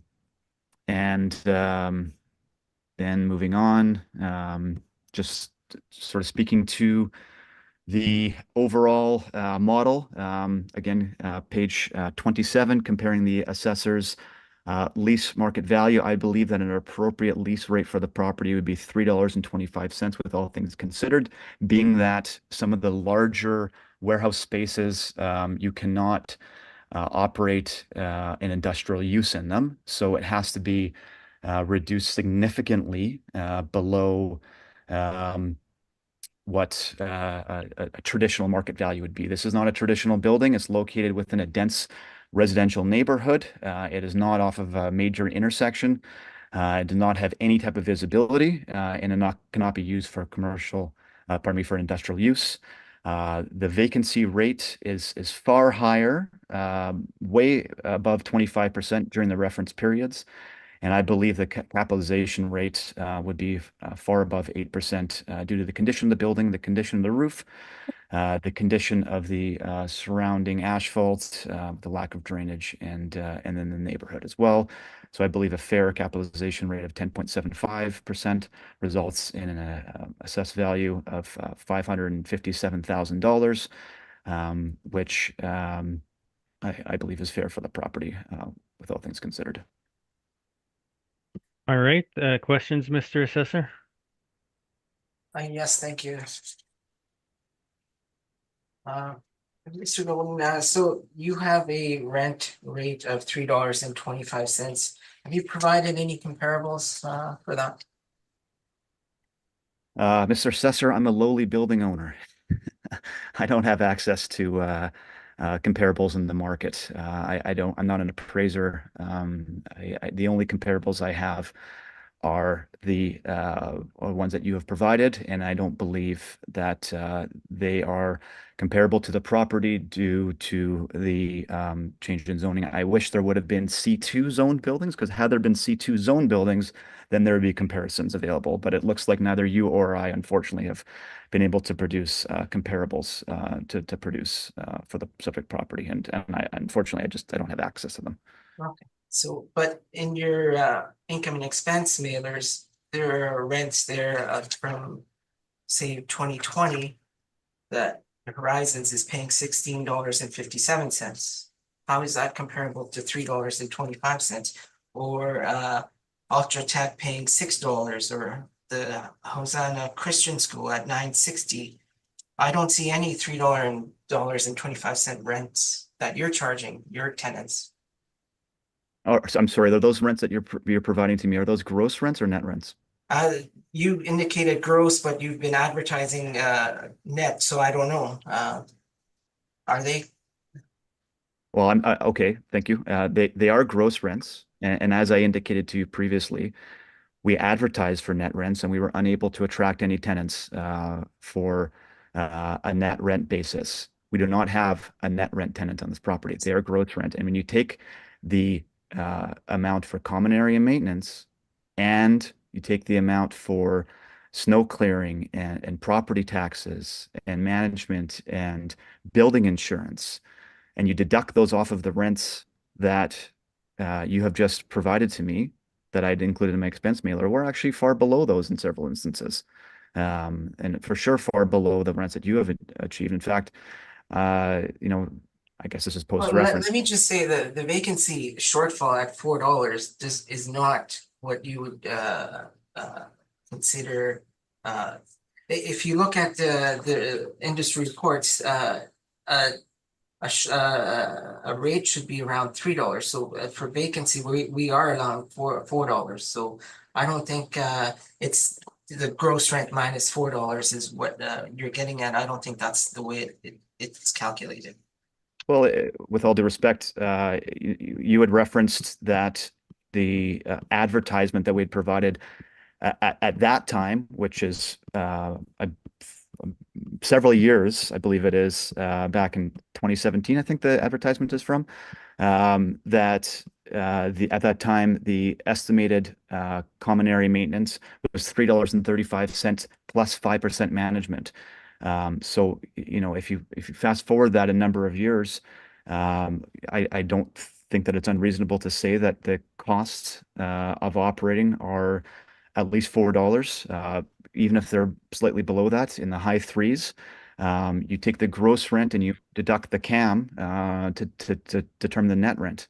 So yes, I believe $3.25 is well within reason of, if we could lease the building, which again, the vacancy rate ranges from 37 to now 65%, because during COVID, and there was lots of subsidies available to our tenants, we had actually some of the highest occupancy that we've had in the history of owning the building. But post-COVID, and when those funding mechanisms ran out, a lot of our tenants turned over and left the building, and it's a very high vacancy rate now. And we're having a very hard time attracting tenants at rents even close to what the assessor's asking for. So yes, I do believe $3.25 on a net basis is fair. So how is it that you were possible to raise the rent on, for example, Horizons from $9 in 2013 to $16.57 in 2020, if it's such a bad building and it's full of asbestos? And I give you that there is asbestos in the building, but it's not being disturbed. So Right. How is it possible that you're able to increase rents on your current tenants? So, okay, so let's answer in one question. If the building is, yeah, It's sorry, what? Okay. You asked about one specific tenant. So you asked about MITT, Horizons. They are in one space at the front of the building, and you're asked the question as to how are we able to raise their rents? Well, they've been a long-term tenant, like you said, and they enjoy the space, and that space is working well for them. That is one space within the building. And the question about asbestos is that if it's not disturbed and it's not, there's no work being done to the building, you're absolutely right. As long as it's encapsulated and there's no work being done to the building, then their lease can remain in place and they won't be disturbed. But if the roof has to be replaced, then we have to disturb them. So in this example, we've had leaks in MITT this last fall, and we just keep patching them. We patch them and we patch them and we patch them.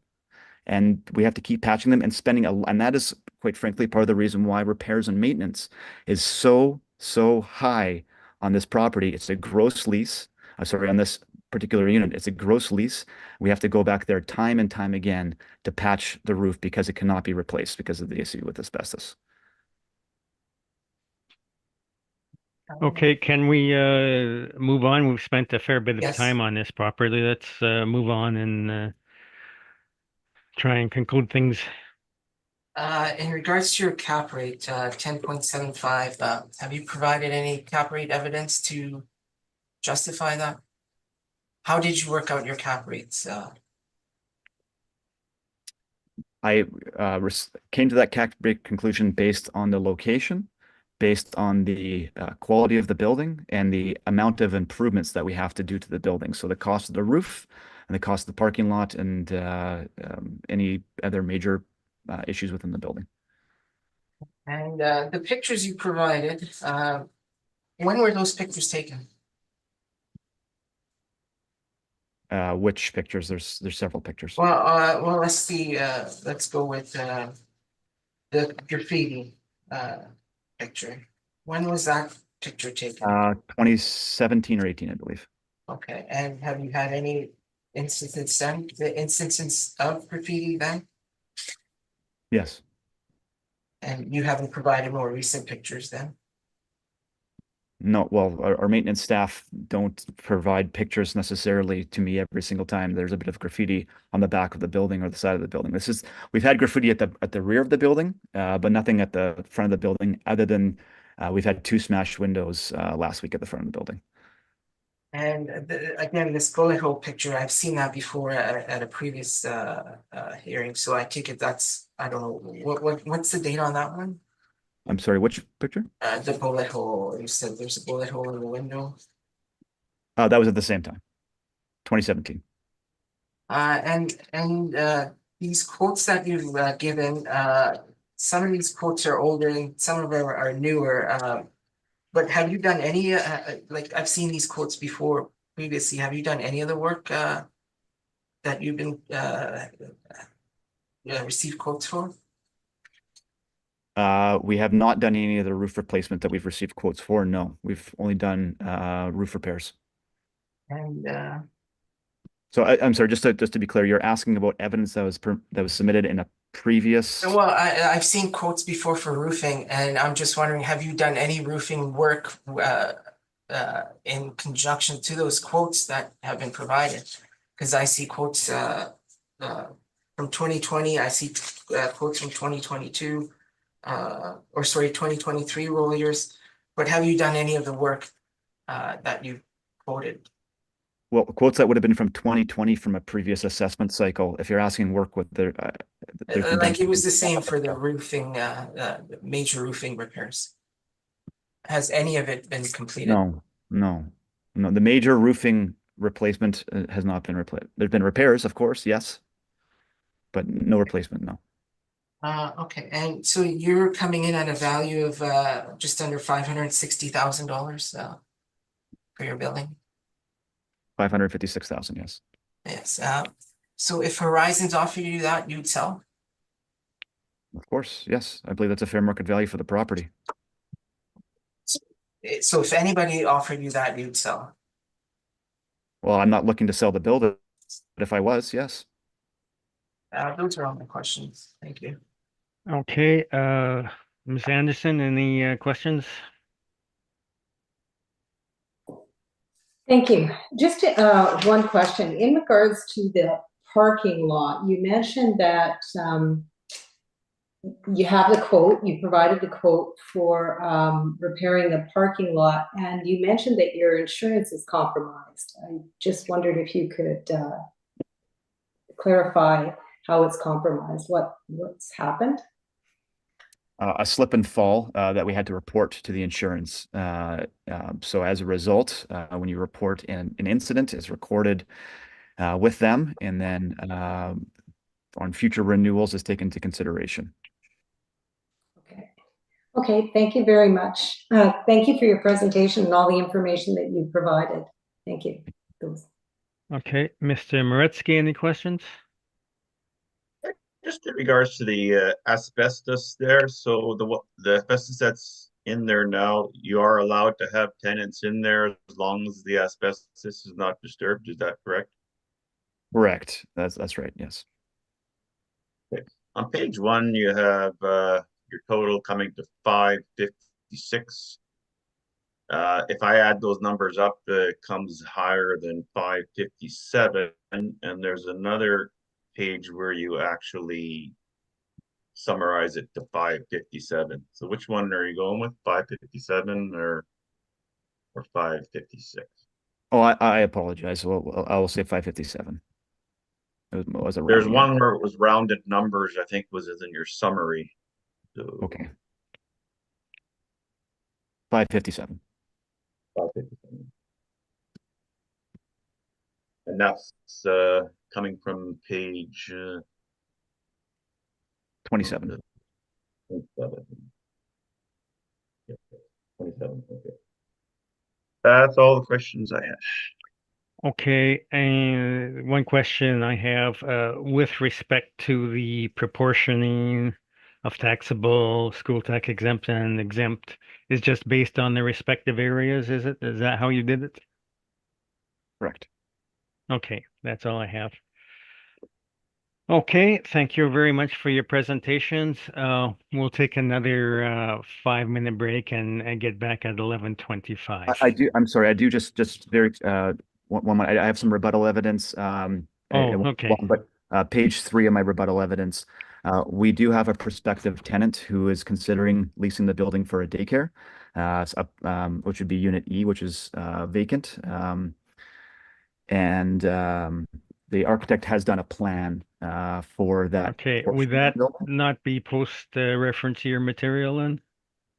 Well, it's not post reference in the sense that it's just a parking lot plan for the number of stalls that currently exist on the property. So it's just for the physical condition of the property, the number of stalls that exist, and it's 35 on one side and 39 on the other. Okay. All right. Any questions that arise from that, Mr. Assessor? No, I don't have any questions. Thank you. All right. We'll take a break till 11:30, then we'll come back with the Cordite Road. Can you swear in the applicants, please? I'll start with you one at a time. Yes. Asking you to stand. Yes. Ms. Applicant, please state your full name. Barbara Ann Brown. Do you affirm that the evidence you're about to give at this hearing is the truth, the whole truth, and nothing but the truth? Thank you. You may be seated. Mr. Applicant, please stand and Yes. state your full name. Dennis Lizzie Pravac. Do you affirm that the evidence you're about to give at this hearing is the truth, the whole truth, and nothing but the truth? I do. Thank you. You may be Thank you. seated. Okay, Mr. Assessor, now give your presentation on 163 Cordite. Thank you very much. File number 24-151, roll number 040063420000. Address is 163 Cordite Road. Roll year is 2025, reference date is April 1st, 2023, assessed value is $808,000. Parcel use is industrial warehouse. Number of buildings is 1, number of premises is 2. It's a 1-story building. It's built in 2009. Effective year is 2009. Wall height is 17 feet. Zoning is M2 manufacturing. Land area is 88,947 square feet. Plan area is 2,500 square feet. Gross floor area is 3,487 square feet. Same with leasable area. Land to plan area is 35.58 to 1. If you go to page 9 of my brief. So let me know when you're there. Yep. Okay, so at the top of page 9, there's a map of the city. The subject is located in the northeast quadrant of the city. Below that is just a little close-up. So it's located close to La Jamodier there and Chief Peguis Trail. On page 10 is the subject parcel boundaries. And then on page 19 is the aerial view. So if you look at the top of page 11 there, The orange lines, that is the subject parcel boundaries, and you'll note that they are using some of the land just behind them, and that belongs to CP Rail. At the bottom of page 9 is the building itself. And then page 12, there's some interior or outside pictures, exterior photos of the building on page 12. On page 13 is some interior photos of the building. Same with page 14. Top of page 14, that is the mezzanine area, the second level. So going back to my page number 2, or sorry, page number 3, my rent comparables. So you'll note that all comparables are industrial warehouse property, such as the subject. All leases are current in relation to the reference date. Effective year built ranges from 1980 to 2018. Average wall heights range from 15 feet to 20 feet. Leasable areas range from approximately 1,600 square feet to 12,000 square feet. Now, I've included the 12,000 square foot comp on 131 Cordite. Just for illustration purposes, it's located on the same road as subject. Actually, it's right beside the subject. The rent is lower on this building, and that's primarily due to economies of scale. They have so much space there, area to lease out.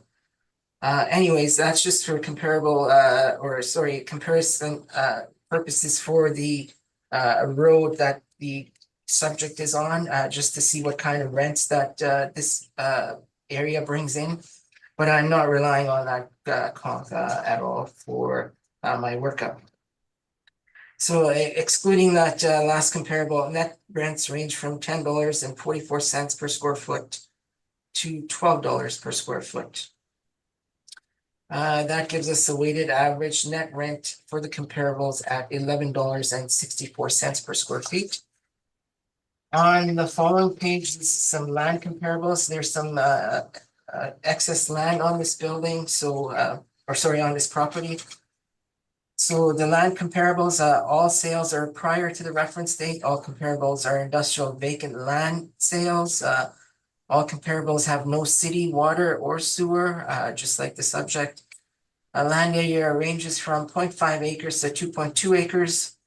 Sales price per square foot ranges from $3.63 per square foot all the way to $49.46 per square foot. Comparables number 2, 3, and 4 are located in the northeast quadrant of the city. They are closest to the subject. The weighted average sales price per square foot for those comparables is calculated to be $5.91 per square feet. Utilizing just comps number 2 and 4, the weighted average is 3.86, just the average is 3.86 for the two comparables. On the following page is my workup. I'm utilizing an overall net rental rate of $10.67 per square foot.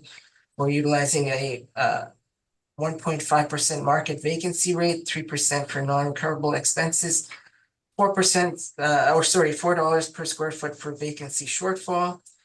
This works out to an NOI of $35,332. We're utilizing a cap rate of 5.5% because it's a newer building. We're valuing excess land at $166,000. This results in a capitalized value and assessed value of $808,000. Given all this, I am willing to make a recommendation to the panel. I think the assessment department would be comfortable with adjusting the land value and adjusting the NOI and assessing the subject at $642,000, which I believe is fair and equitable. So. Okay, can you describe those adjustments that you Yeah, so I would bring down the rent to $8.18. And Okay. I would bring down the additional land value to $150,000. And that would give us a value of $642,000. Okay, and Mr. Applicant, how do you feel about that value of 642,000? Still think it's a little high. We'd like to see it more closer to about 550,000. Due to the fact we don't have city services. We're on a gravel road. Okay, It's- yeah, we will then proceed if you're not accepting the Okay. so Mr. Das Mohammed, you may finish your presentation then. So I'll just point out the sales mailer that was submitted by the applicant on page 16. So when they bought the property, this was back in 2012. The property was bought for $470,000. It was an arm's length, it was not between related parties, question number 3. Question number 4, you'll note that there was no other real estate included. The only thing that was included was some desks. Number 15, down below, the overall condition of the building was stated as good.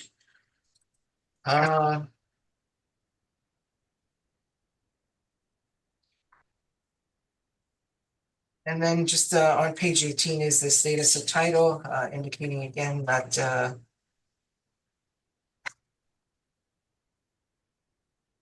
that is the consideration paid on page number 19, point number 9 on the status. The transfer was at 470,000. And then on page 20, I also have a land transfer document. And you'll note on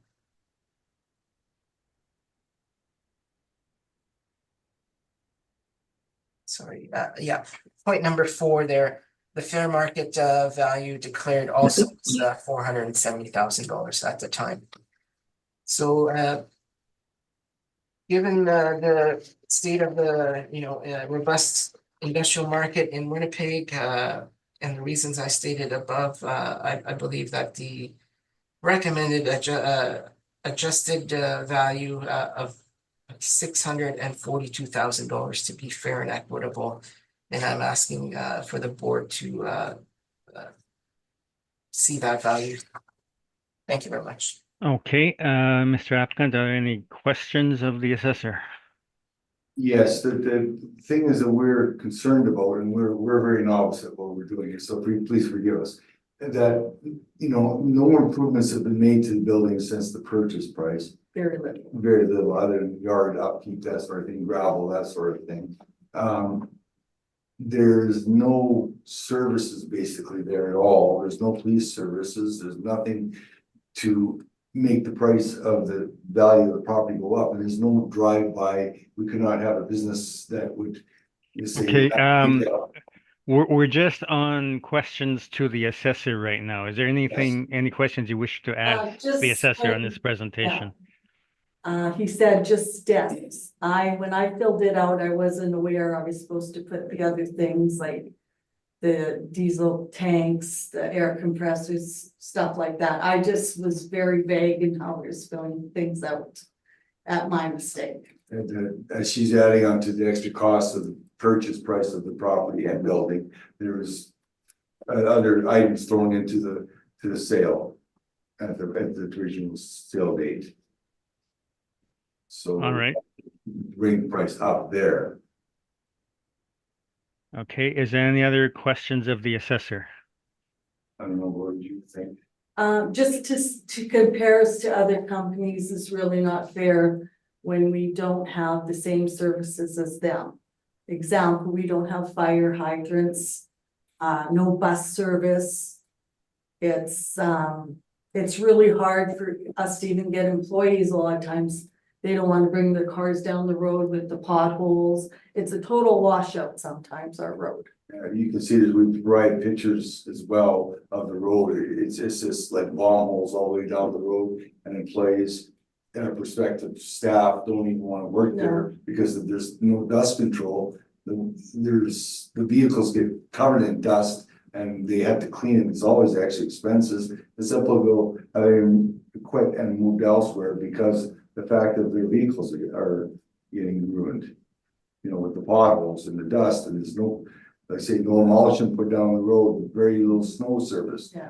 We have a garbage dump 2 doors down that's expired, and there's a lot of vermin running around, and then we always have to pest control them with rats. And that's where- Okay, all right. Well- You're into your presentation again and not Yes, sorry. questions of the assessor. We'll get to your presentations in a moment. So I'll ask the panel if they have any questions. Gail, do you have any questions of the assessor? I do. In your recommendation, you made a recommendation for lowering the assessment, and you didn't indicate what your NOI, your net operating income would be after you applied the rent of $818. Yeah, sorry, the NOI would be $27,044. And the cap rate, you're recommending that it remain at 5.5? Yes, yes. And then the valuation of the additional land, Uh, 150,000. correct, yes, Okay, so for a total of 642,000.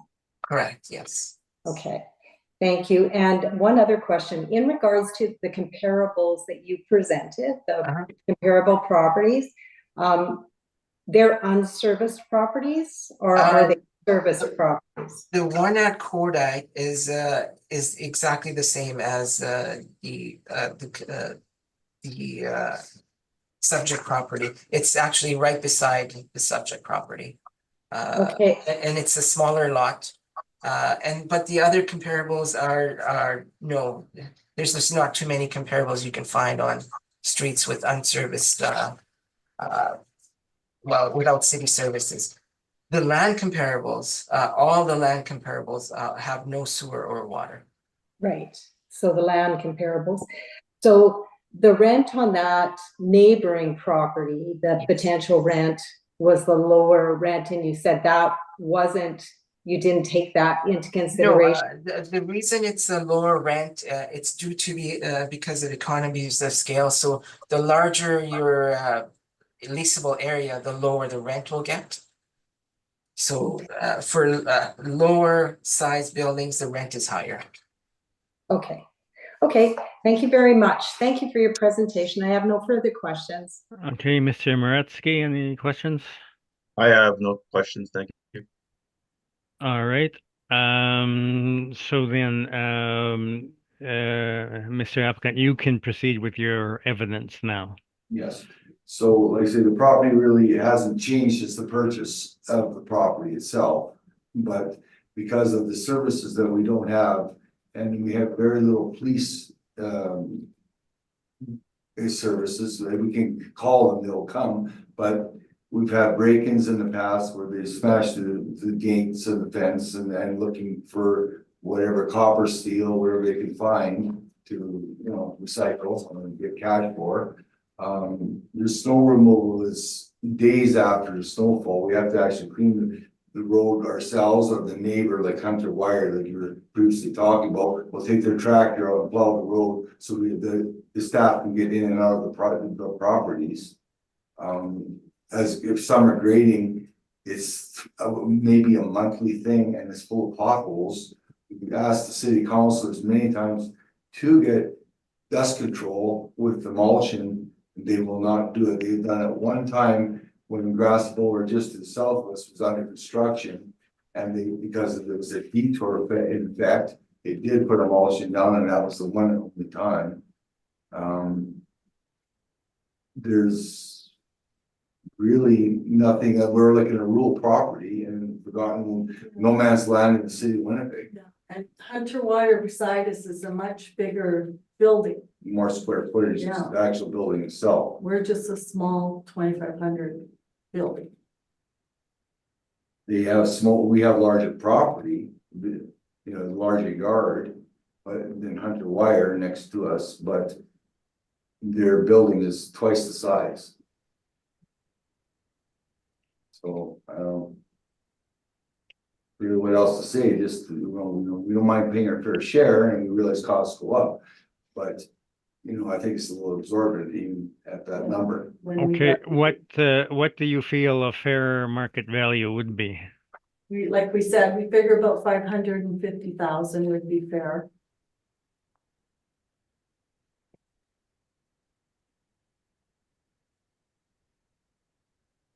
All right. Mr. Das Mohammed, do you have any questions? I think you may be muted. Yeah, okay. Sorry, I do not have any questions. Thank you. Okay, Mr. Moretsky, any questions? What do you use the building for right now? What we have is some gravel trucks, and it's a family business, and we store them there. That's why the yard is a bigger yard, open yard, and the shop area is just for repairs. And for the toilets on the property, how do you do that without water service? We have well water there, No water? yes. So we have our own well on the property.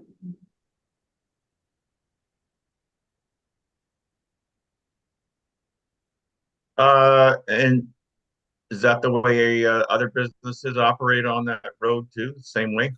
There's 4 other buildings on that road, on Corley Road. And then to the east of that is an old expired City of Winnipeg garbage dump. And then it becomes Arm Springfield at the border there after the garbage dump. They all operate that way without water service Yes, that's correct. as well. They all have their own separate well systems. You know what other types of businesses they are, the other 4 buildings? Yeah, one is manufacturing, laser manufacturing, which is the bigger building to the east. And Hunter Wire, like you guys just were speaking of earlier. And they do for arenas, hockey arenas, they do all piping to freeze it. And the other one's Bazar heating and manufacturing. These are, okay. Okay, thank you. No further questions. Okay, Ms. Anderson, any questions? Just one question. When were the photographs taken of the road? This spring, About what, uh, 4 weeks ago? yeah. It was Okay. just before, when we were submitting the file in, we took pictures. Okay. And is that an annual occurrence where the road is in that condition? Oh, yes, it's been Yes. just awful. That's probably good pictures, really. As well as the snow removal was very sparse there too. Okay. And you mentioned that you had a gravel truck business? Is that correct? Yes, that's correct, yeah. Okay, so what would be the volume of truck traffic? They leave, no, we don't bring the gravel to that site. The trucks leave in the morning, they come back in the evening. And they leave empty, they're Yeah, not. there's not loaded trucks. Okay, so they're not loaded, No. okay. Okay, and then you do shop repairs in there, and you also have office space in there? Yes. Okay. Okay, thank you very much Thank for your you. presentation. I have no further questions. Okay, thank you. You had mentioned that the sale in 2012, it had other considerations rather than just the land value. Is that correct? Correct, yes. Yeah, such as diesel fuel tanks to fill the truck units. It's 2 of them. There's 2 tanks there. Mhm. A compressor. Just air compressor, and just miscellaneous tools that the previous owner no longer need that would help our business also. We purchased them as well. Okay, what Like that sort of thing. what value would you put on those other considerations? Well, that would be not an extreme amount for sure, but I would say 10 to 15,000. The tanks are more than. Yes. Yeah. Okay, but there maybe a maximum of 10% of the value of the sale value then. That'd be a fair statement, yes. Yeah, okay. All right, thank you very much. I have no more questions then. So that concludes the hearing on this property. Now we will move on to our final property on 281 McDermott. Thank you very much. Thank you all for your time. Thank you. Thank you. Thank you.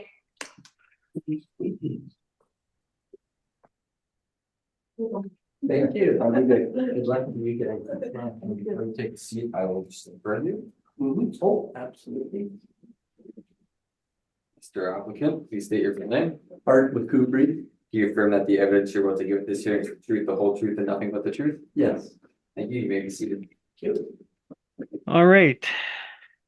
So we're on 281 McDermott. So Mr. Das Muhammad, you can proceed.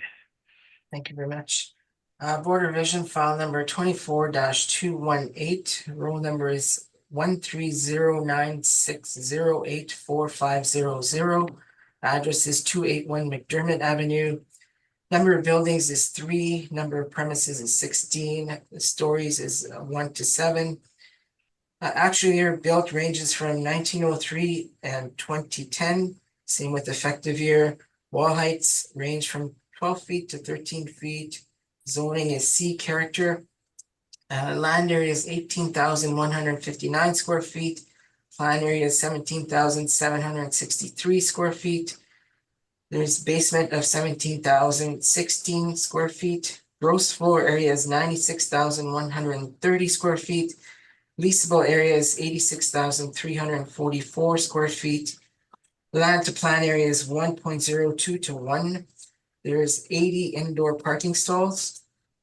So now maybe I'll just explain this roll is quite complicated. So on the roll, there's an office building on one side, and then on the other side is a part of a building, and so that part building includes a parkade and a restaurant. So if we turn to page 3, I'll just take you to the map. It's located in the Exchange District. Down at the bottom is the parcel boundaries. So if you look at the parcel boundaries, the 5, 4, and 3, the lots 5, 4, and 3 are the office building, and lot 2 there is the parkade and restaurant. So on page 4 is an overhead shot of this property. Again, if you look 5, 4, and 3, that's the office building. That's the 7-story office building. And then lot number 2 there is the parkade and the restaurant.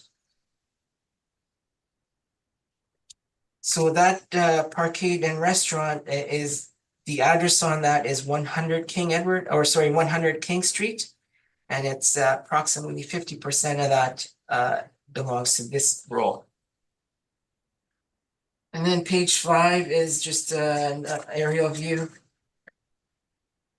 Again, on page 6, that's a better view of the parkade there. And then some street views on page 7, page 8, page 9, that's looking from the southeast corner of McDermott Avenue and King Street. There's the 7-story office building, and then on page, we'll go to page 11, there's the parking lot, and the right at the street level, there's the restaurant in there.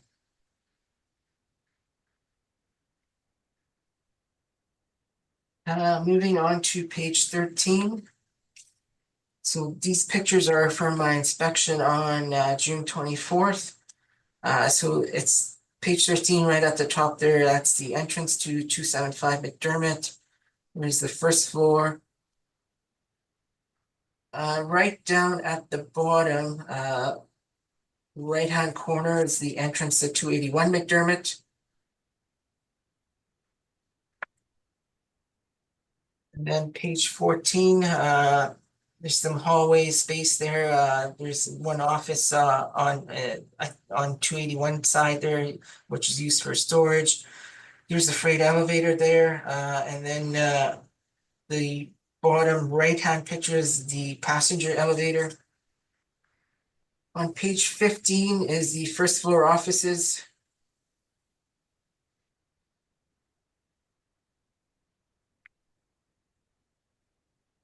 So from what I remember is that the second office on the first floor, there was a tenant in there, and I think the tenant just took off and left one day.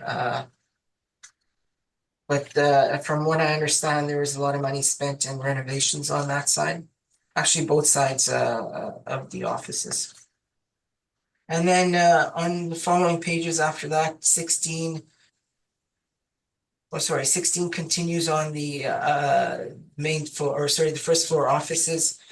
On this page 17 is the unfinished area. So that, I believe that's floors 3, 4, and right down at the bottom, page or 17, right-hand corner at the bottom, that's the 7th floor hallway.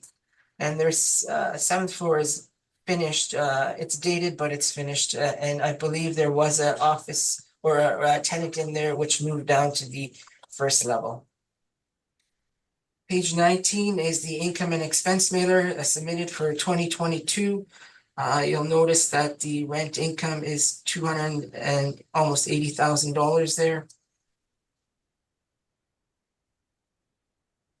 And this is just for the office section. So they did not include the other for the restaurant and the parkade on this income and expense mailer. So just the office building, they are receiving just under $280,000 in rental income. And then page 20 and 21, I just have some other mailers from 2021. There was income of just under $290,000 in 2021. In 2020, there was income of $283,000.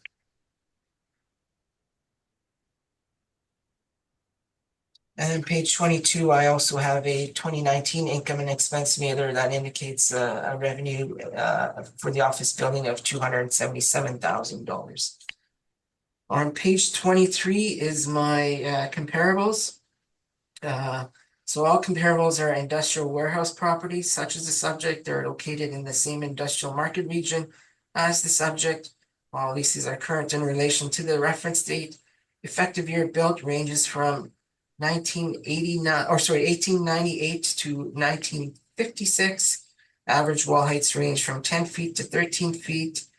Leasable areas range from in different intervals from approximately 800 square feet to 3,500 square feet, and one comparable at 9,300 square feet to in order to compare an entire floor if it was rented out. Net rents range from $5.16 per square feet to $11.42 per square feet. The weighted average net rent for the comparables is $7.60 per square foot. On page 24 is my workup just for the office section. So we're using an overall net rental rate of $4.59.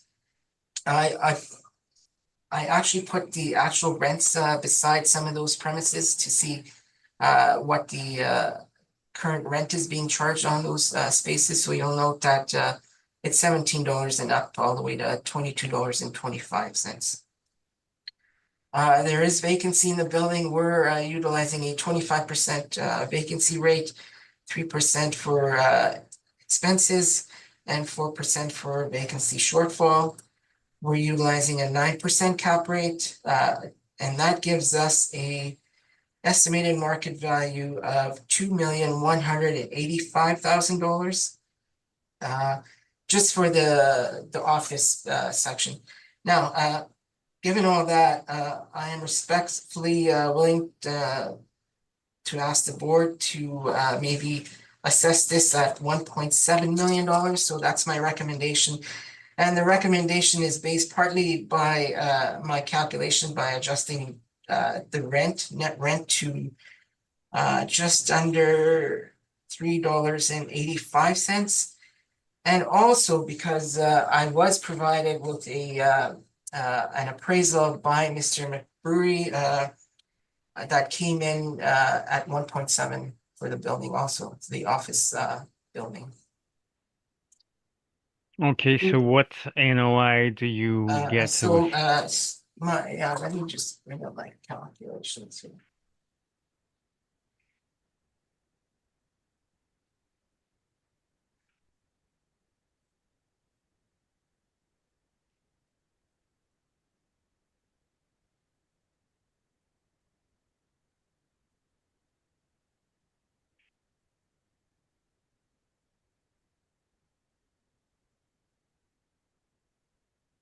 Sorry, just bear with me for 1 second.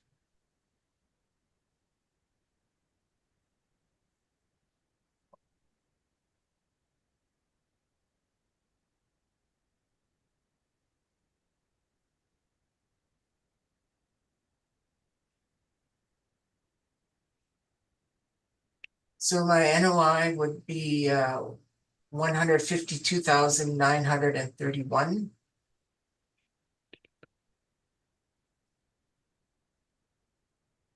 Okay, At a 9 cap rate, that would give you 1.7 million. So moving on to the retail and parking lot.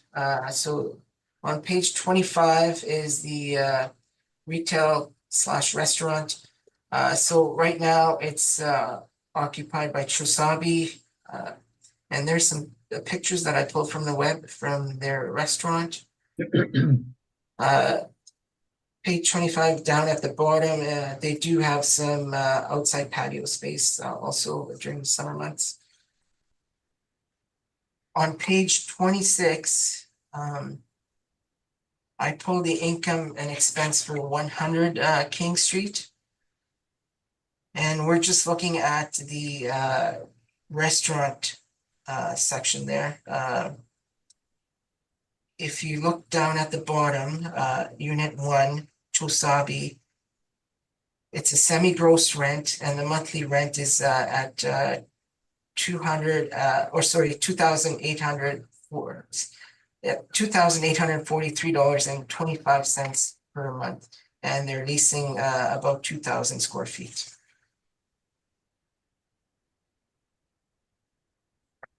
And then on page 27 and 28, 29, 30, 31, I just have some previous years of income and expense mailers. Page 32 is the 6-story parkade photos. So it's a mix of indoor, and then right at the top, there's outside parking. So going to page 33, so there's my restaurant comparables. So all comparable leases are restaurant leases. All leases are current in relation to the reference date.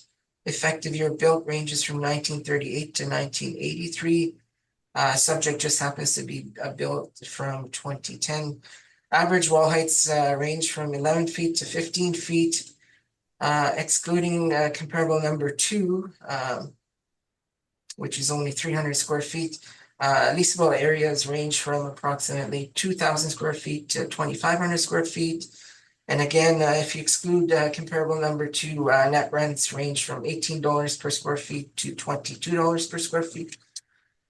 On the following page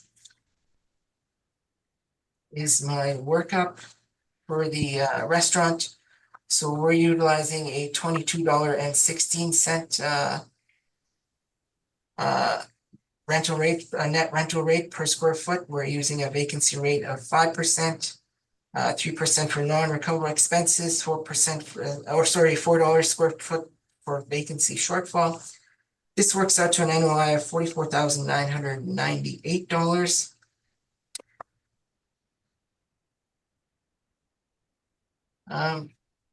With a 5.65 cap rate, we get a estimated value of $796,000. Looking at the applicant's evidence, I see we agree on vacancy, but are slightly off on the non-recoverables and square foot. And they have the inclusion of leasing commissions. Leasing commissions should not be deducted, and there's many municipal board decisions indicating this.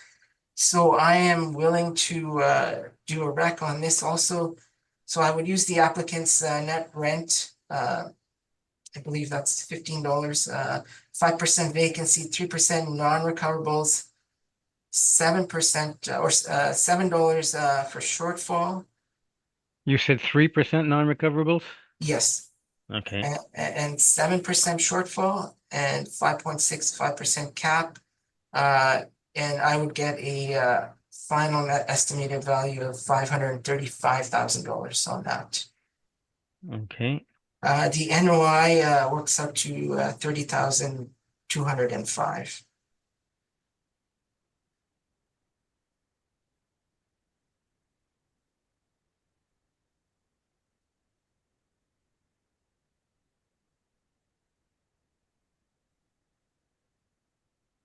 Okay.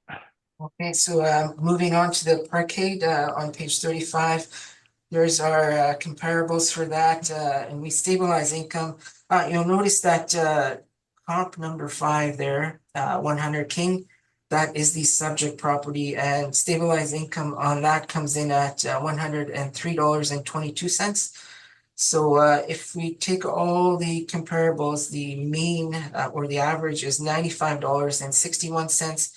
But if we take out the comp number 5, the subject property, the average works out to $94.34.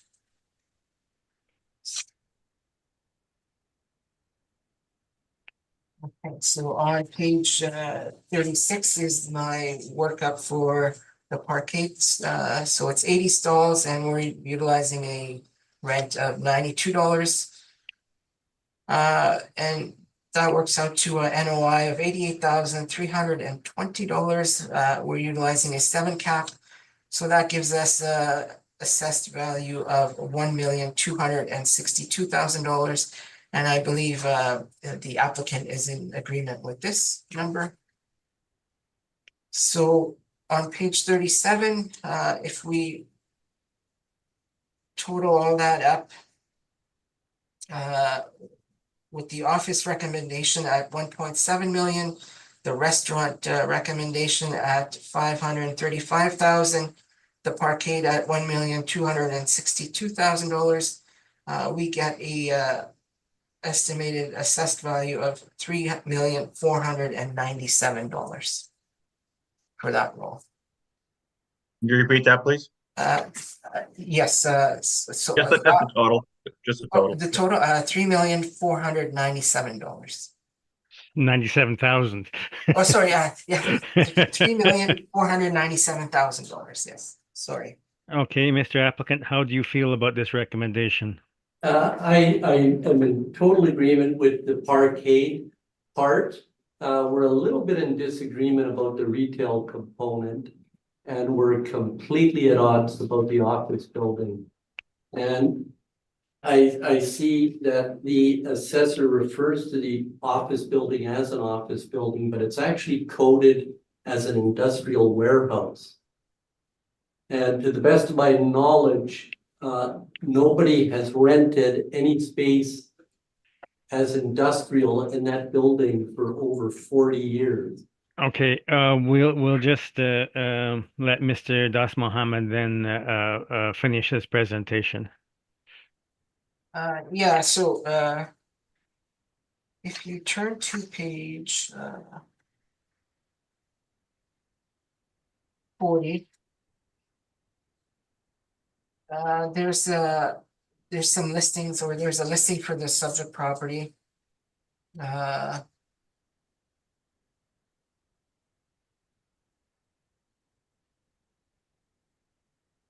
So Yeah, and then it just describes some, it is a heritage building. It's a high profile location. It's convenient on-site parking. It's large, floors in there. Actually, there's fiber optic, access in there. It's centrally located, on page.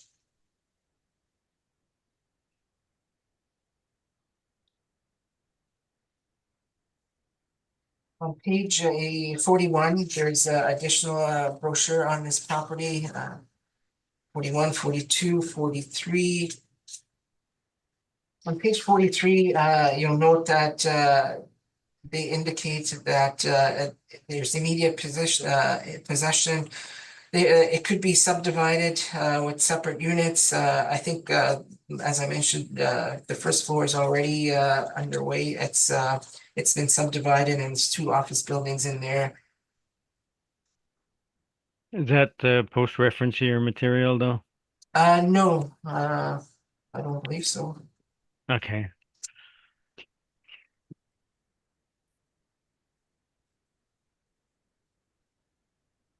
All right, anything you wish to add? Yeah, I'm just looking through. Yeah, so yeah, and just conclusion, I believe we're coming in fair at 3, and I did include the appraisal report that was provided to me by Mr. McBrewery for your if you want to peruse through it. I won't go through it, but they do come in at 1.7 million just for the office side. So yeah, for those facts, I believe $3,497,000 to be fair and equitable. Thank you very much. Okay, questions, Mr. Applicant? Yeah, how would you describe the loading facilities on that industrial building? Like if I pull up in a truck to unload, where would I pull up? Yeah, I'm not sure. We didn't get to go into the basement when we. There are none. Yeah. The building is flush against the building on the north side, flush against the street on the south and the east, and on the west is on a lane with no loading doors. It hasn't been an industrial building for 40 to 50 years.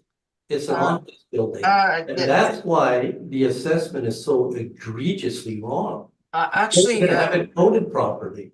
Actually, in industrial, there is some office space. So if you look at some of the other buildings in the exchange, for example, there is a computer software business in there that has rented an industrial building, which is only used for office.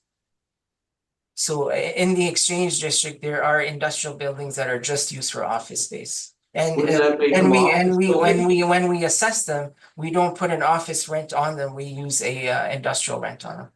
So when you use a vacancy rate of 25% and call it industrial, it hasn't rented industrial space in 50 years. At what point do you say it's 100% vacant? In our department, vacancy is 40 years. That the 7th floor has been empty for 50 years. The 6th floor has been empty for 40 years.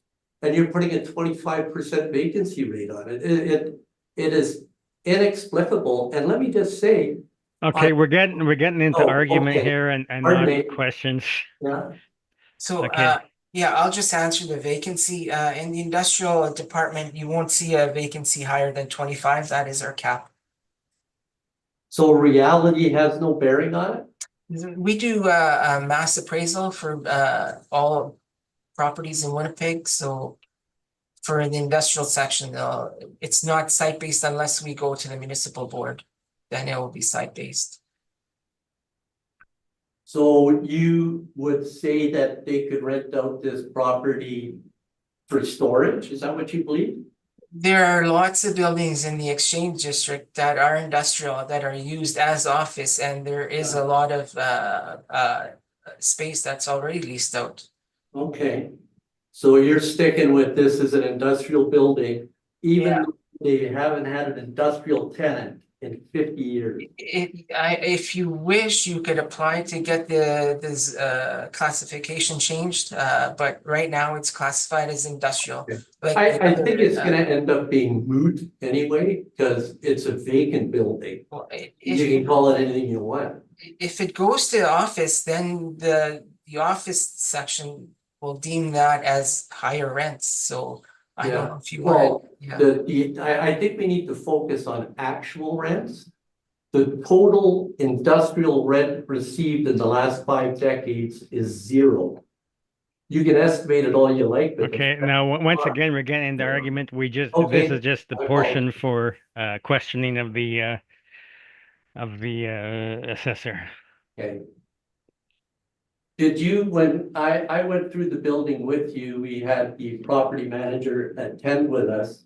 And she told us how much it cost them to prepare the unit on the second floor. It was 5,911 square feet. Do you recall what she said it cost to prepare that unit 8 years ago? Not off the top of my head. $600,000.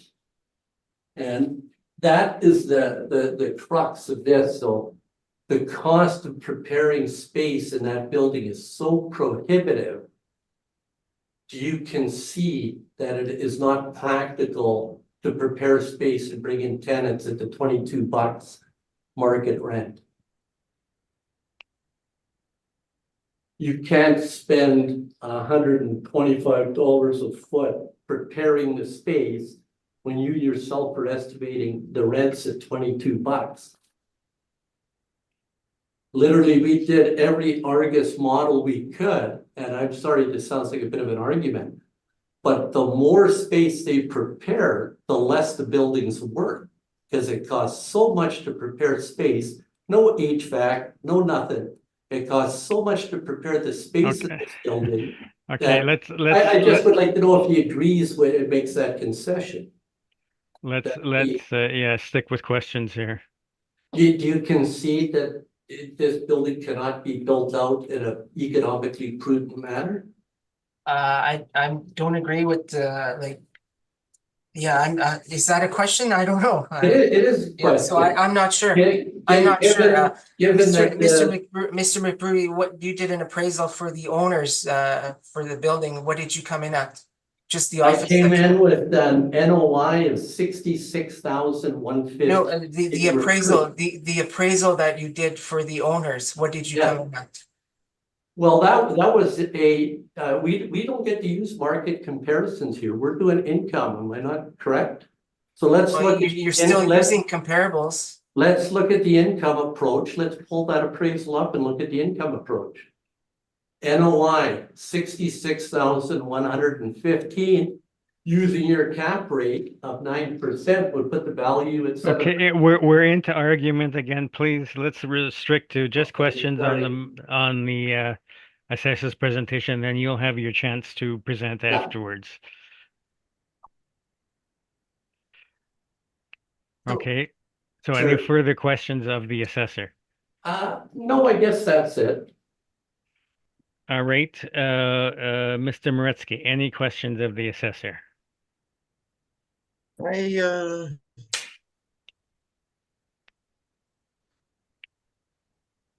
do not.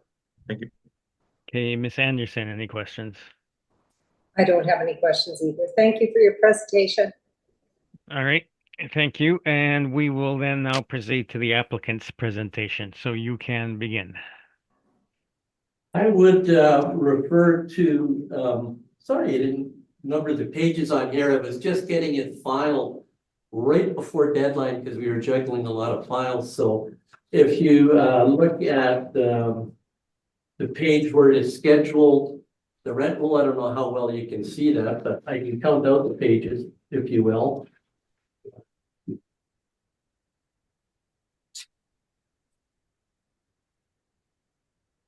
Just go past the description of improvement section.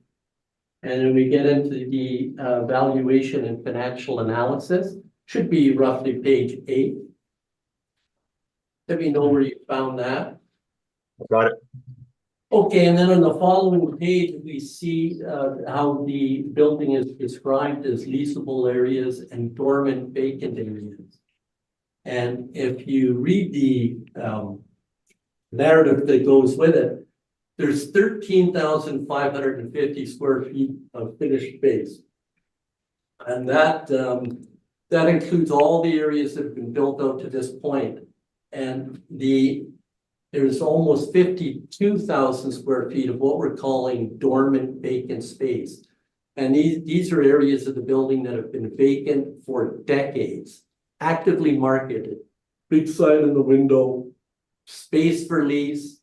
We're going back to post-war, the last time this building was occupied. They will put people in there at any price they could. But it's coded industrial, and I just want to close that door right off the bat. You can't use this building for storage. The freight elevator doesn't work. It costs over $500,000 to fix it.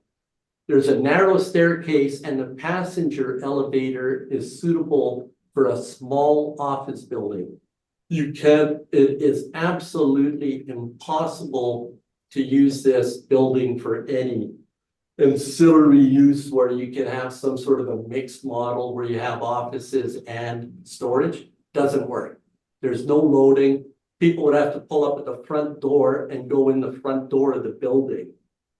And then get in a passenger elevator that's probably 6 feet by 6 feet.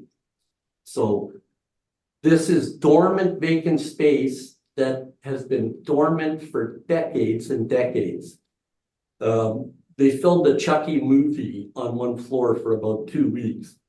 No, that's its claim to fame. But other than that, you go up there and it's like a time warp. Nobody has used this space since back in the fur days when it used to be a sweatshop, these floors.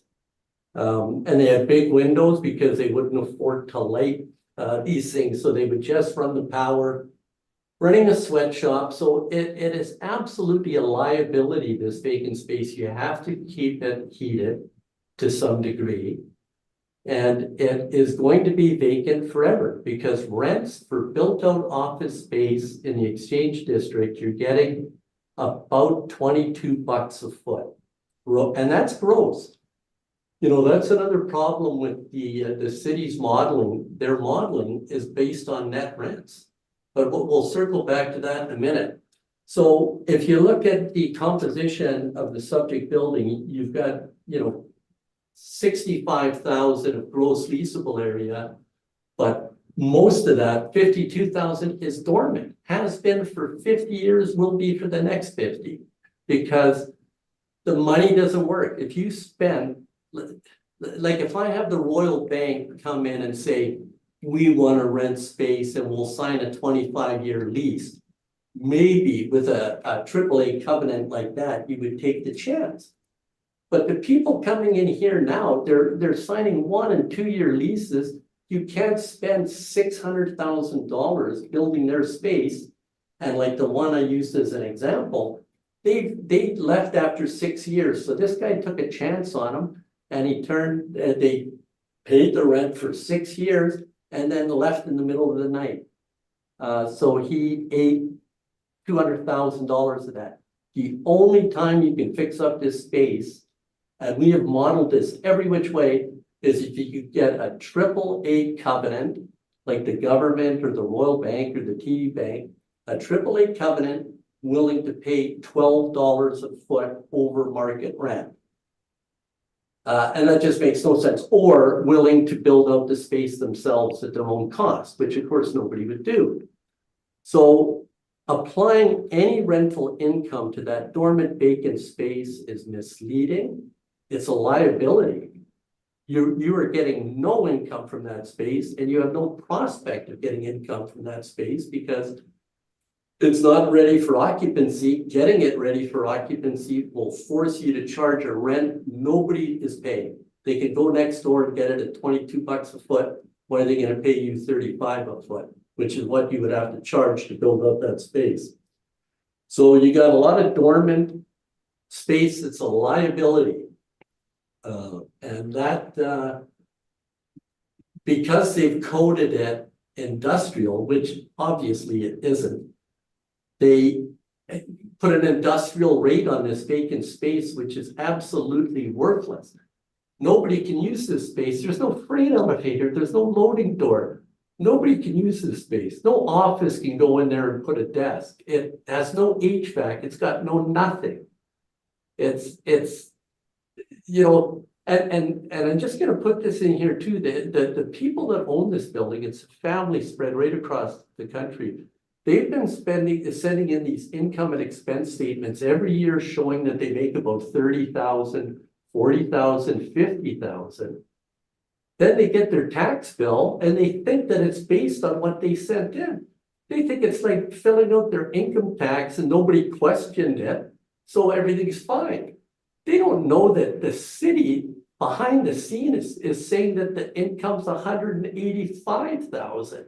They didn't tell these people that, oh, hold on, we're taking issue with your $40,000. Okay, we're getting a bit off topic here, so let's just Well, it's just confine it to your property, please. yeah. Well, it is. I'm here on their behalf. And the city doesn't come back to you. And I mean, this is a policy complaint, if you will. When this building audited financial statements, I've got them going back literally 10 years, makes 40 grand a year, 30 grand a year. And this is parsing out leasing commission. And then the city receives these income and expense statements that say that every year. You know, I think one year they made 50, 60, 70,000. That was their home run year. And they don't come back to the people and question them at that point. They just go ahead and assess it at 190,000 a year for the office building without, you know, so essentially the owners of this building think that that's what it costs in taxes for a building that makes 40 grand a year.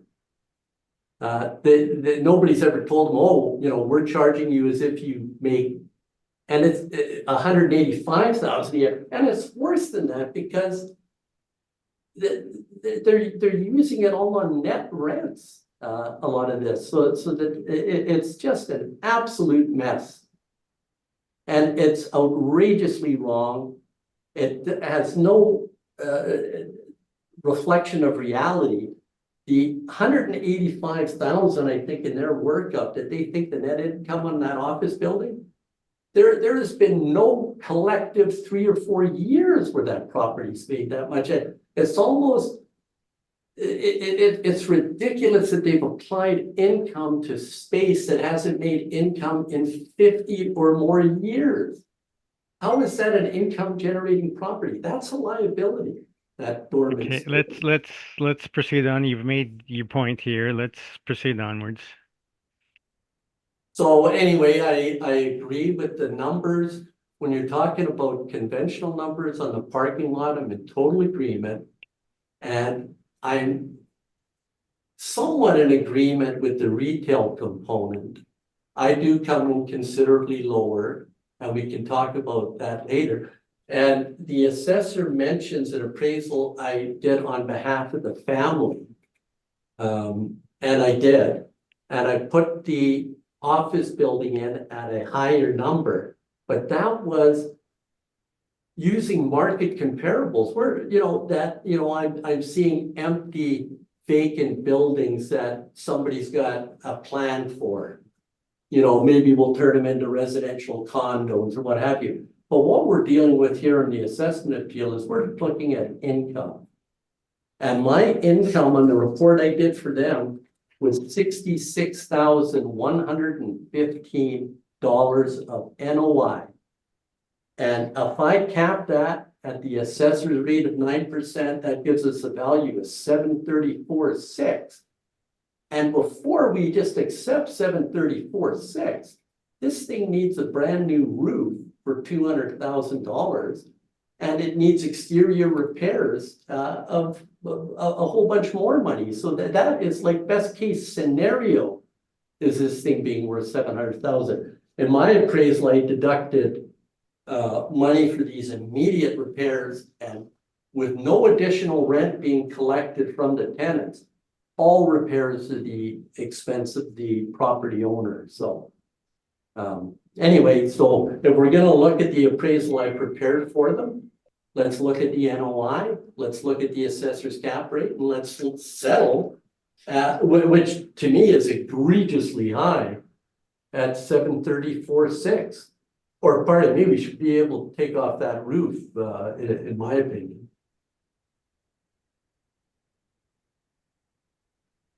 Okay, is that your presentation? Yes. All right, any questions, Mr. Das Mohammed?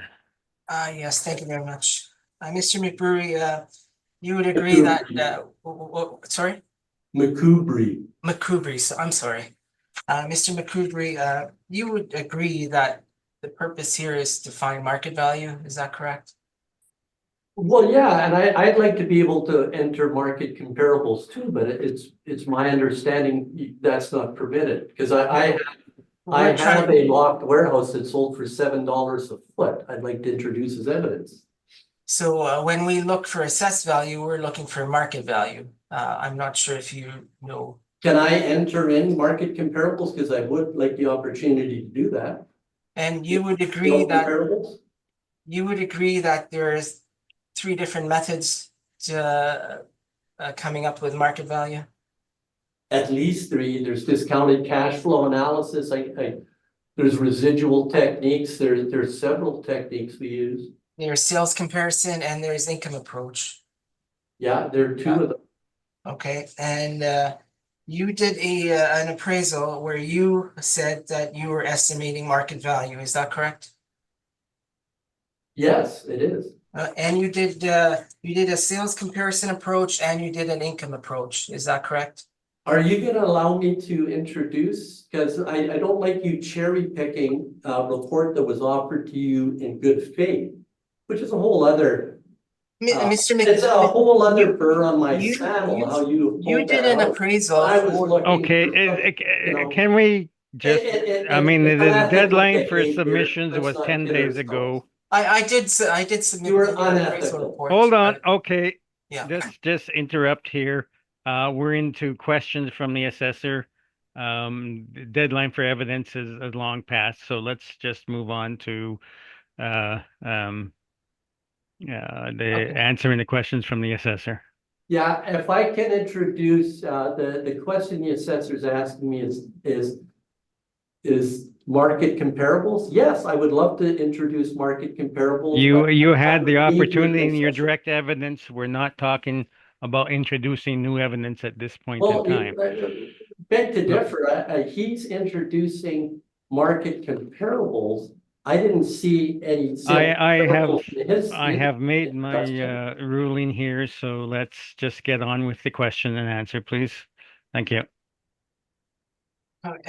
I'll just ask, what was the value that you came in for the building? The value by the income approach was 734.6. I don't know, it wasn't. It's As an 1.5 million. investment property, have you got it in front of you? Yes, Okay, let me pull it up. page 35. And sorry, I just want to get this on the record that when I offered this report to you in good faith because of the descriptive elements of the report, I thought that you would have the professional dignity to not pull that out of the hearing and try to use this against my client. It's I think it's disgraceful. Okay, let's move on here. Okay, go ahead, Mr. Das Mohammed, with your question. So on page 35, we have a final estimate Oh, of value. Who's page 35? That's the I'm not going to cooperate. Excuse me, do not interrupt, please. Okay, Okay, so which page 35 were you talking about? I have included another, I have included the appraisal report that the So you're talking about your report? no, there was when I submitted evidence, I So you're talking about your submission then, yeah? Yes, yeah. Okay, page 35 of your submission? No, page 35 of the appraisal report that was provided to me. Okay, where would we find that? I don't think you have any business submitting that. But that's could be taken up at a higher court. I don't know. That to me is I think it was completely titled as unethical and one Let's- inappropriate. sixty-three. But I'm happy to defend it, so let's go there.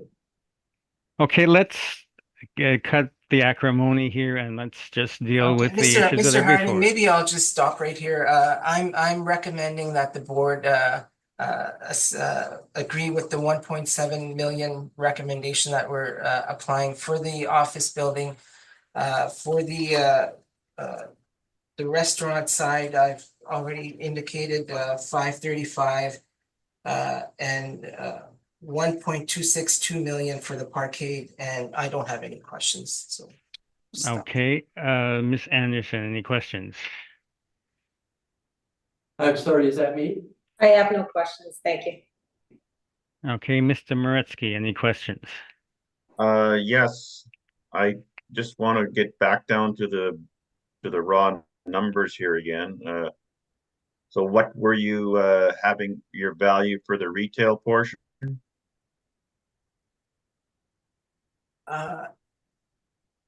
To me or No, that's to the applicant. That's for the applicant? Yeah, I'm challenging that as well. And if I can refer you to my document.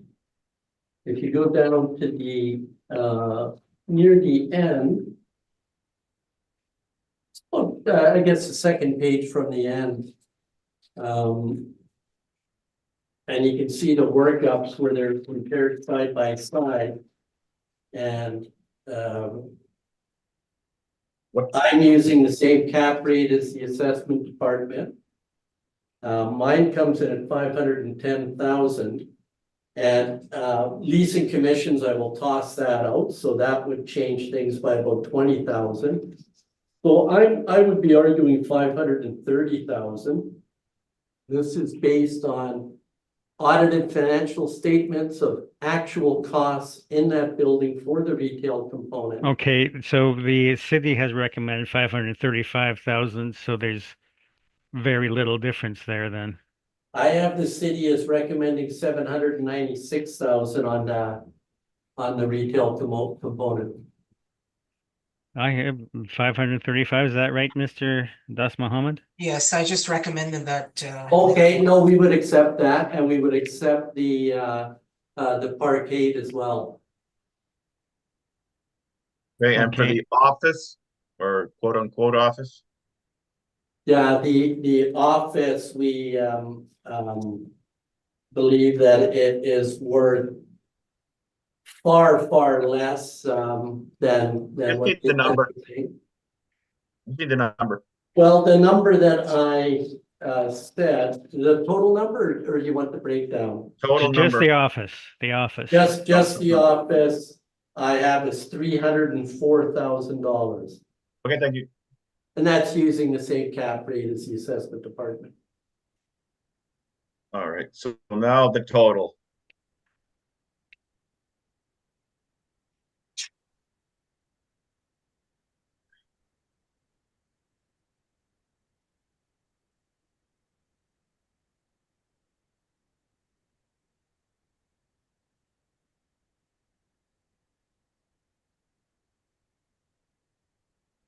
What is the total that you have? Playing those numbers? The total I have is 2,076,000.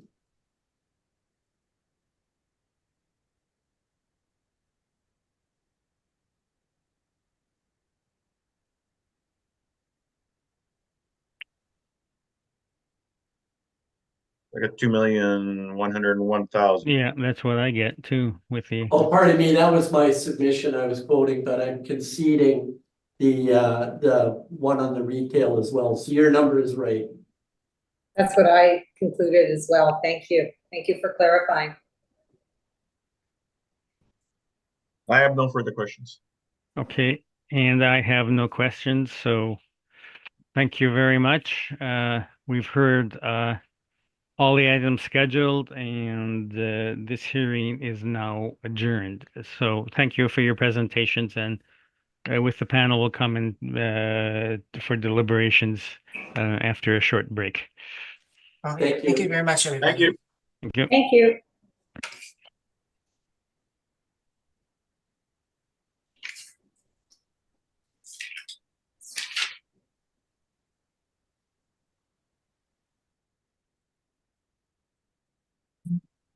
Art, we're on break then? Pardon me?